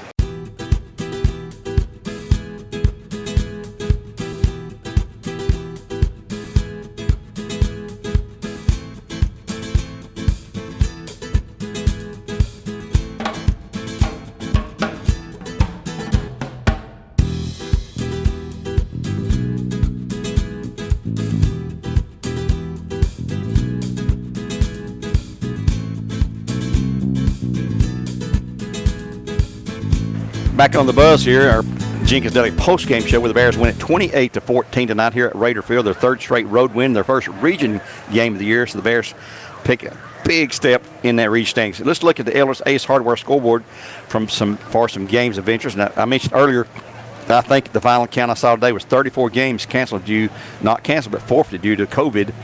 If you have a COVID problem this year and it's on your team, you can't play, you take the loss if it's a region game. So scores of interest, Jefferson County knocked off Blunt County, William Blunt, one of our former foes, 17-14. Dobbins Bennett crushed Morristown East 43-7, a score there. Science Hill, another old region foe, they beat Westridge, they lead Westridge 40-21. Westridge, the new school up there in Washington County this year, just opened, so they're doing pretty good. Also tonight we had Bradley, of course, win 28-14. Maryville Downing Farragut 42-14. Farragut now 0-3. Maryville 3-0 and 1-0 in district play. Beard tonight wins their second game. They beat Hardin Valley in a region game 42-7. Hardin Valley drops 0-3 in region play. Sevier County over Knox Central. No, correction. Let me reverse that. Knox Central tonight beat Sevier County 35-13 to get their first win of the year in that game. Oak Ridge wins tonight their first game 20-7 over Clinton. Lebanon now downs Cookville 14-7 or leads them 14-7 and a half. East Hamilton tonight with a 49-0 shutout of East Ridge, 49-0 East Hamilton over East Ridge. Hickson tonight won a forfeit over Sequoia, who could not play due to COVID. Powell beat Carnes tonight 40-20. Kingston leading Brainerd 45-6 in that game being played in Kingston. That's in the fourth quarter play. Mex County won a forfeit game over Bledsoe tonight due to COVID. Jackson County beats Sale Creek, or leads Sale Creek 20-12 in the second quarter play there. They need to get an update on that one. Shelbyville over Coffee County 22-17. Signal Mountain leading McMinn Central 10-3 in the third quarter play there. It's our old buddy Matt Moody's team at McMinn Central trying to get their first win. We had Chattanooga Central leading Saudi Daisy 12-0 in the second quarter play there. South Pittsburgh with a forfeit win over Lookout Valley. Riverdale tonight over in the Region 3 leading Blackman 23-6 in the second quarter in a Central Standard Time game. Also of interest, Giles County with a forfeit over Grundy County tonight. Stone Memorial leading Livingston Academy 27-0 at halftime. It was McMinn County. The last score we have was Ray up 21-14 over McMinn County, 21-14. Ray over McMinn. That's late in the third quarter play. That is a region game in classification 5A. And I believe that's going to cover most of our scores of interest on our Elders A's Hardware scoreboard. And Earl's busily adding up, so we'll just take one more break. We'll come back and wrap up our Jinx Daily postgame show with a happy win tonight, 28-14. The Bears over the Raiders here on the Buzz, 101.3. Back in 2 minutes.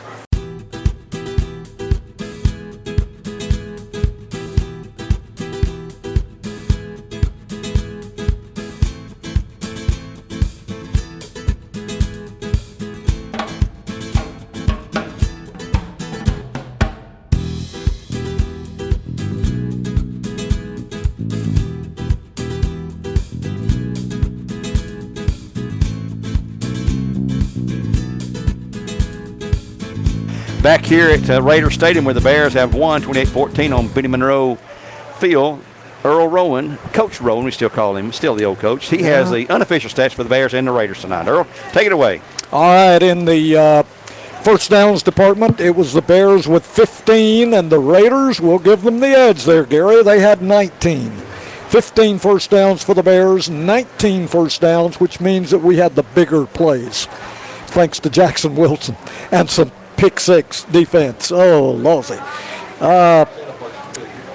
In the rushing department, the Bears had 40 rush attempts tonight, 271 total yards for the Bears offensively on the ground. 39 rush attempts for the Blue Raiders, 120 yards. And Gary, I have to, you saw the game, you called the game, and you know the difference, but here's the difference in the ball game. In the first half, the Raiders had 23 rush attempts, 102 yards. In the second half, the Raiders had 20 rush attempts, 18 yards. From 102 to 18, that's defense. Defense wins your games for you, too. Yep. So 39 rush attempts, 120 yards total on the ground for the Blue Raiders, 271 for the Bears on 40 rush attempts. Through the air, I can't help but believe that Aiden, he was ailing tonight. Well, that's what Damon said in his post-game interview. I didn't hear that. Yeah. But a subpar night. This is not Aiden McClary type stats, and I'm not trying to make excuses for the guy. I mean, hey, he's a big guy, but he only attempted 4 passes today and completed 2 for a 13-yard. I mean, normally he's, well, you know how he is, 12 out of 20 and 80, 100 yards rush passing, but 13 yards through the air, 2 out of 4 tonight. On the other hand, the Raiders were 18 for 30 through the air, had 2 passes picked off, both of those pick six. Knox Watson got one for 32 yards on the return for the TD, and Landon Price, the play of the game, returned one 63 yards, a pick six.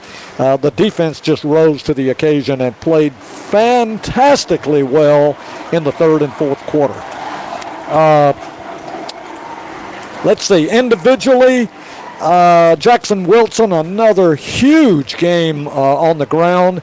I had him for 26 carries, 228 yards. Wow. Yeah. What a game for the big sophomore. Tito was the workhorse. He's probably ailing too. 18 carries, 75 yards for Tito. He was by far and away their big ground gainer. Destin Thomas, and he was banged up too, still had 9 catches for 58 yards. The big thing that I saw as a takeaway, Gary, Destin, he was not able to complete the long bomb, Right. the 30, 40-yarder. Okay, Tate O'Brien had 3 receptions for 41 yards. Micah Jordan, 4 receptions for 43 yards. 4 fumbles against the Bears, most of those in the first half. Lost 3 of them, all 3 of those coming in the first quarter when they dug themselves a hole. But, boy, they battled back out of that hole. 2 fumbles for the Raiders tonight. They lost 1, and that was Knox Watson recovering that one. 3 punts for the Bears. Jackson Wilson doing the punting, 30-yard kicking average. And 3 punts for the Raiders. Drew Lambert, their quarterback, 32-yard average. 9 penalties against the Bears total for 97 yards. That needs to be corrected. I'm sure Coach Floyd will address that.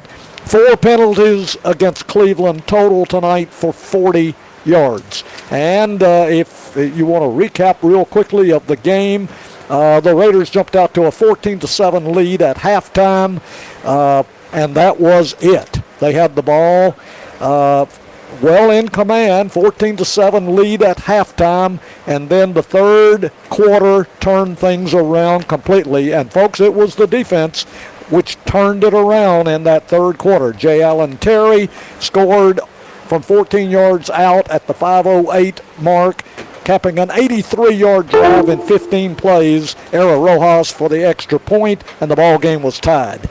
A minute plus later, pass interception, a pick 6 by Knox Watson. 32 yards into pay dirt. Kick again tacked on by Era Rojas, and the Bears led 21-14. And then the nail in the coffin in the fourth quarter, Landon Price at the 7:51 mark of the fourth quarter picks it, returns it 63 yards, and that's where he had an escort on the far side of the field. 63 yards to pay dirt. Era Rojas again, perfect on his extra points. That's where we end the ball game with the Bears. A very satisfying, exciting win, 28-14 over the Raiders. And a region win to top it all off. Big region win.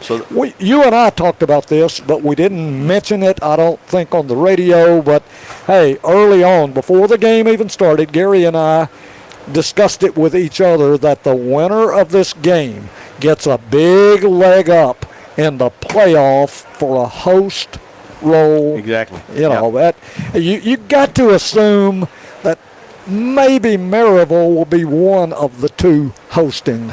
Yeah. And then, really, Earl, you're so smart when it comes to football. That's my opinion.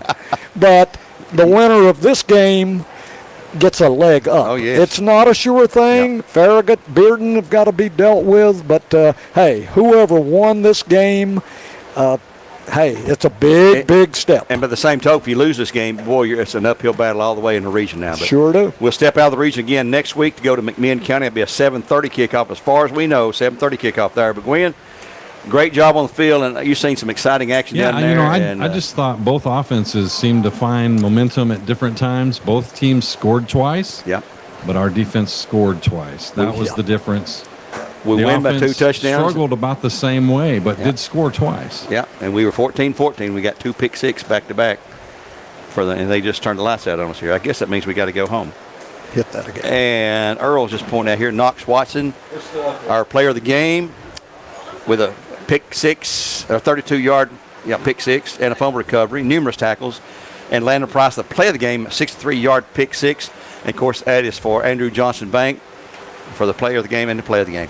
For Earl, for Gwen, they've turned the lights down on us. I guess it means we need to go home because Raider people are probably glad to see us leave right now. We will take next week to McMinn County, our game at 6 o'clock on the pregame show, 7:30 kickoff here on the Buzz 101.3. As the Bears step out of the region and take on the oldest rival they have, almost 100 games now, 97, and we'll be back on the air at 6 o'clock, as I said. For the rest of the game, this is Gary Omi for Morgan Deany back studio. We appreciate him so much on the job he did tonight. Until then, God bless and go Bears.